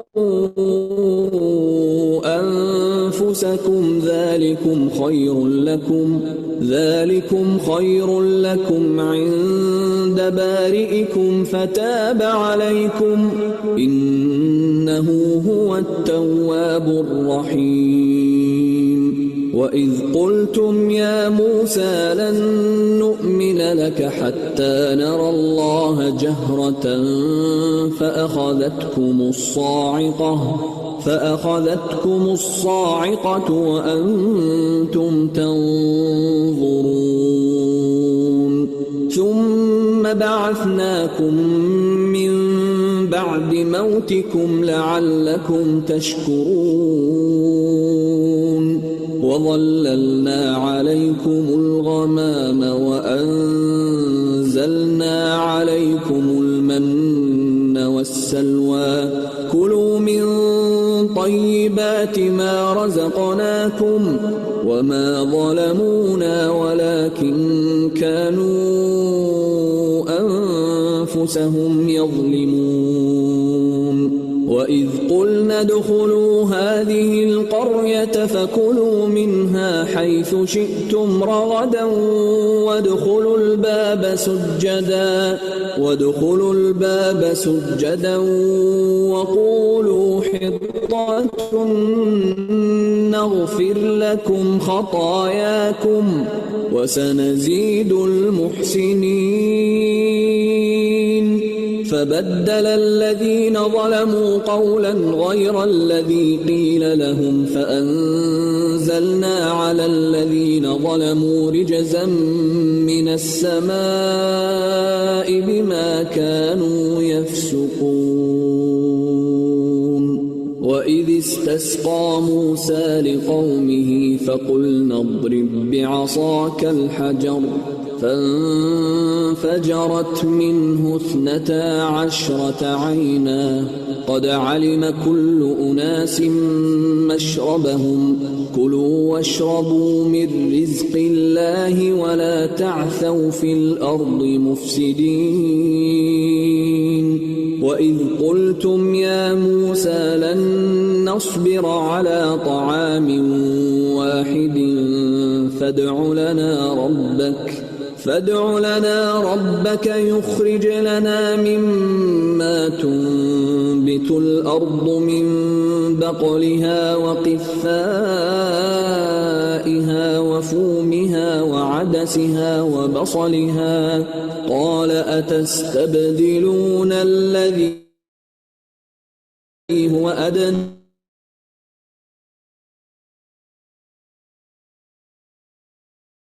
بالذي هو خير اهبطوا مصرا فإن لكم ما سألتم وضربت عليهم الذلة والمسكنة وباءوا بغضب من الله ذلك بأنهم كانوا يكفرون بآيات الله ويقتلون النبيين بغير الحق ذلك بما عصوا وكانوا يعتدون إن الذين آمنوا والذين هادوا والنصارى والصابئين من آمن بالله واليوم الآخر وعمل صالحا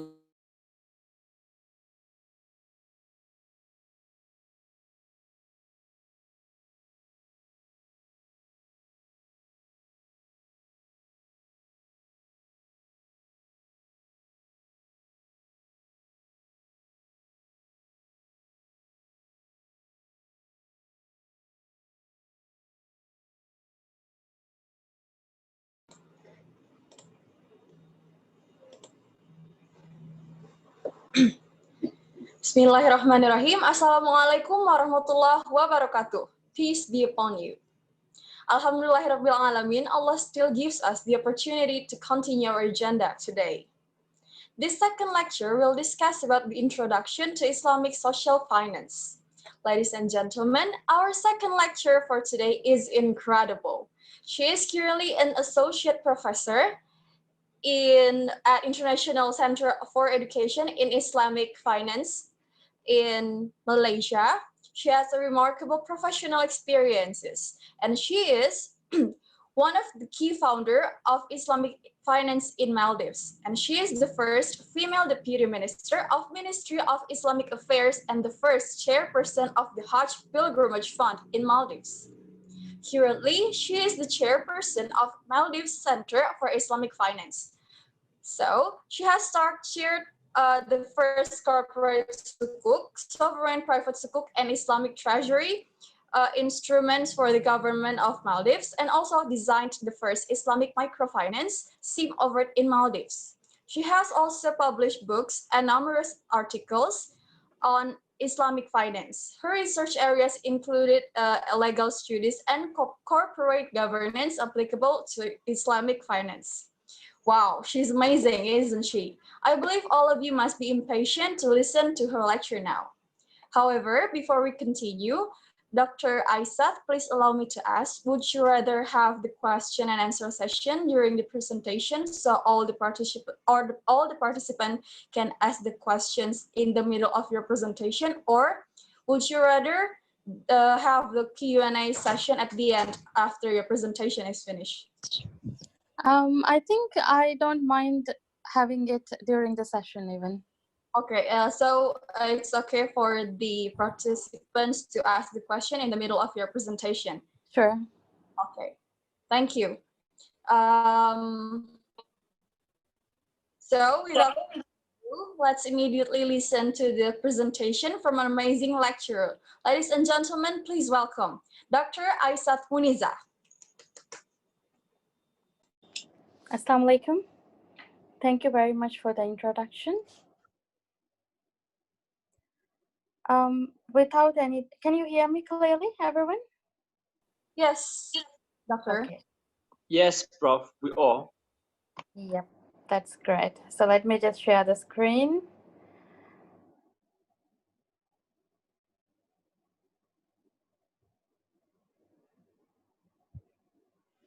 Okay, you can see it, right? Everything is good to go, isn't it?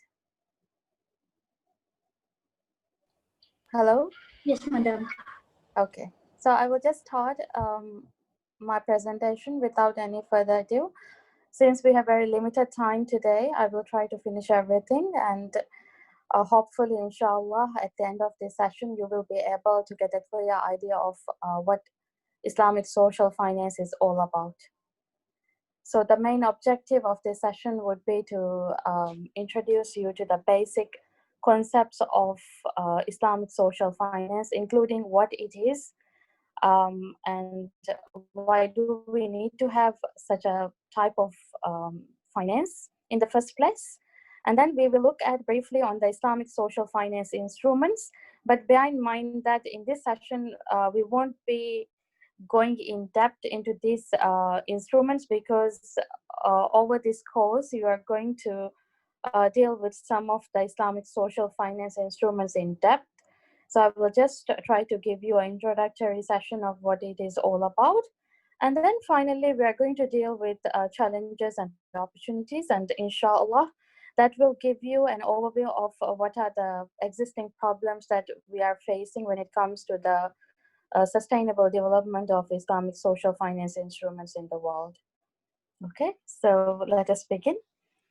Now, in the overview part, you will wonder what Islamic social finance is and where does it stand. Now, if you look at the Islamic economic system, you will find that one of the components in Islamic economic system is Islamic finance. And Islamic finance is divided into two, which is Islamic commercial finance and Islamic social finance. So Islamic social finance is something that normally we don't acknowledge as part and parcel of Islamic finance, because we always believe that whenever Islamic finance is talked about, we're talking about Islamic commercial financial institutions which give you monetary benefits and everything is profit oriented. And this presumption is something that we need to still work on to change it, because at the end of the day, Islamic finance is something which is not so much understood when it comes to the social aspect of it.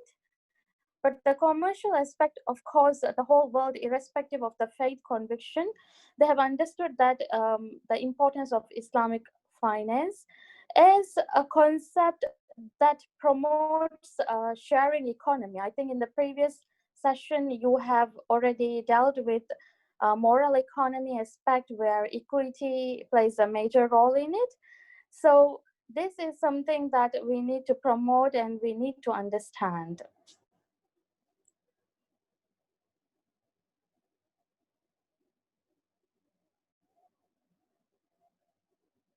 Okay, next is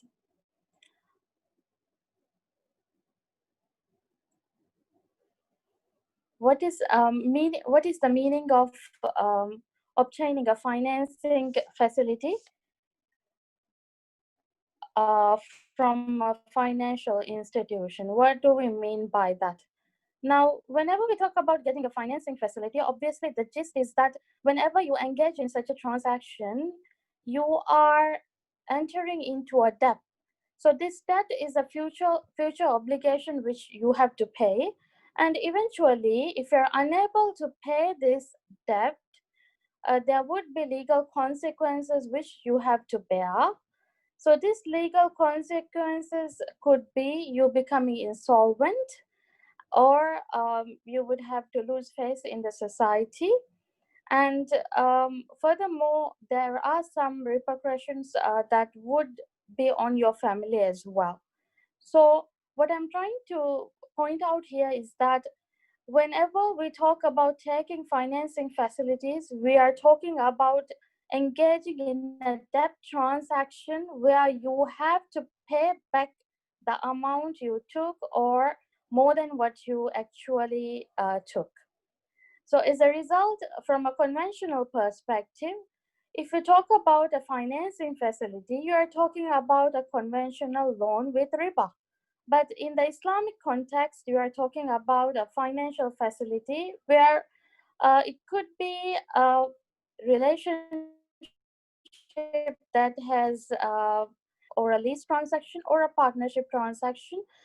But the gist of it is that obviously you will have to get a financing facility. Now, the big question here is that by obtaining a financing facility, will your life become easy or difficult? What do you think? Difficult. Yes, some says difficult, others obviously would say it would make it easy, because at the end of the day, it depends on the type of circumstances you are in, right? Now, let us evaluate that.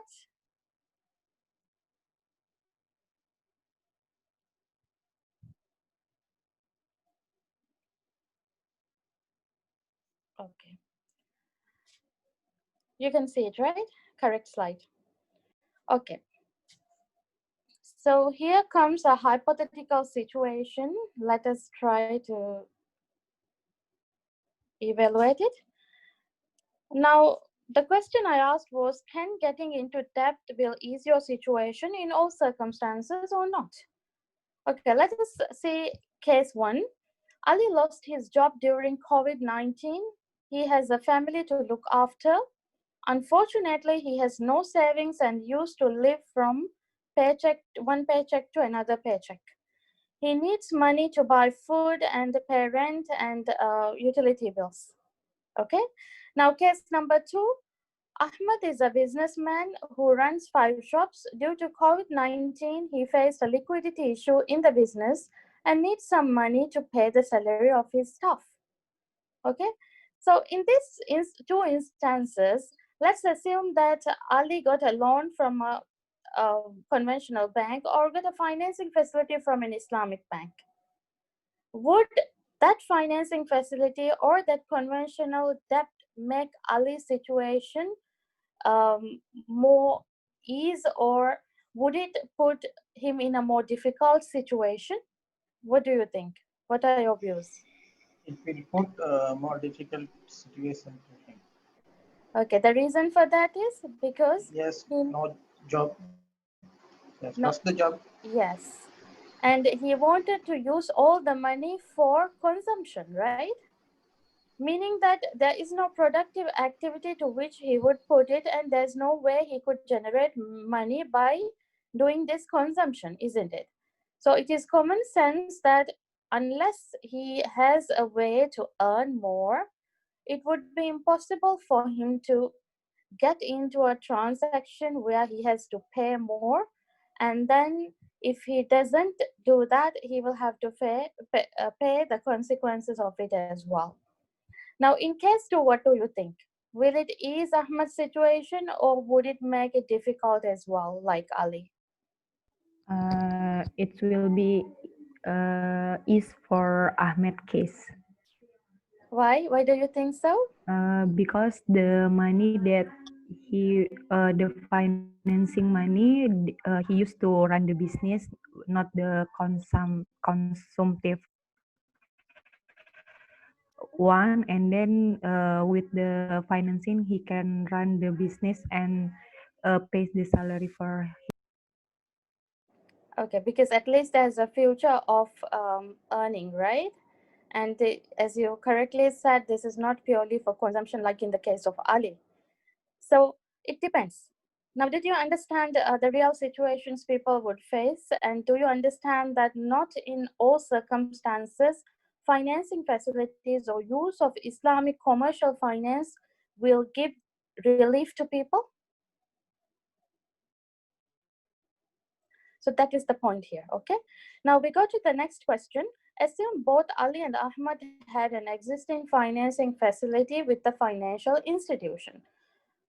Will giving a debt moratorium to them by their respective financial institution for 6 months, considering COVID-19 circumstance, would it help them? If so, how? What are your thoughts? Again? Anyone?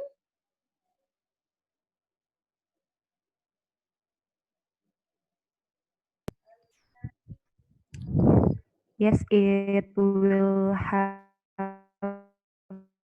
them because the moratorium given by the government, it will it will help them in terms of the paying the principal of their financing. And then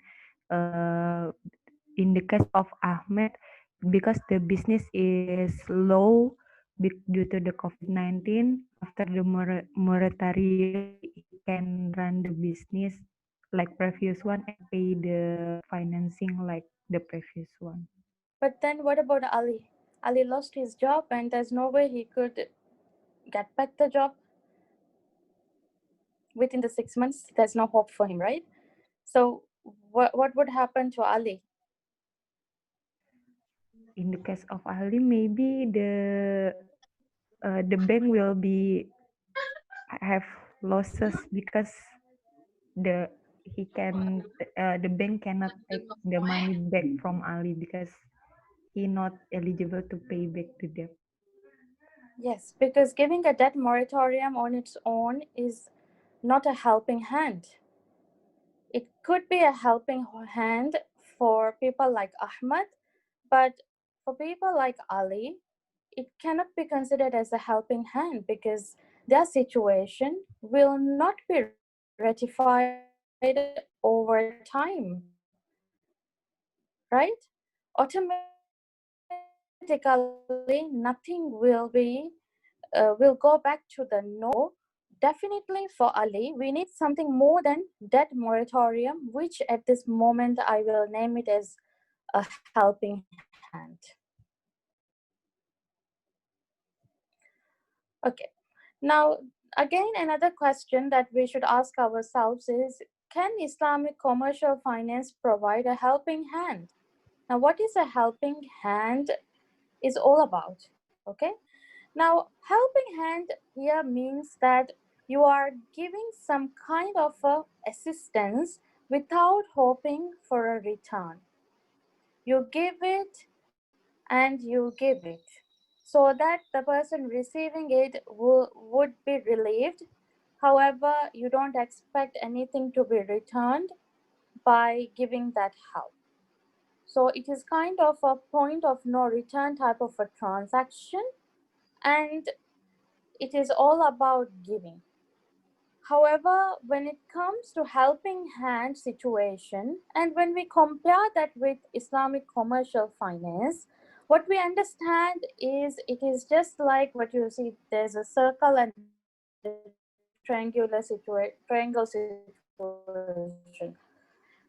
You can't help a person using Islamic commercial finance because the moment you use Islamic commercial finance, you expect it to be returned. If not today, tomorrow, but someday you have to return it. As a result, that giving is not considered as a helping hand. Now let us go to the most important part of today's presentation, which is the meaning of Islamic social finance. So number one is, when it comes to Islamic social finance, it is a branch of Islamic finance that offers products and services not for profit. Okay, so this does not mean that there would be no profit at all, but this simply means that motive of such engagements would not be to make profit. The objectives of Islamic social finance are to achieve social justice via redistribution of wealth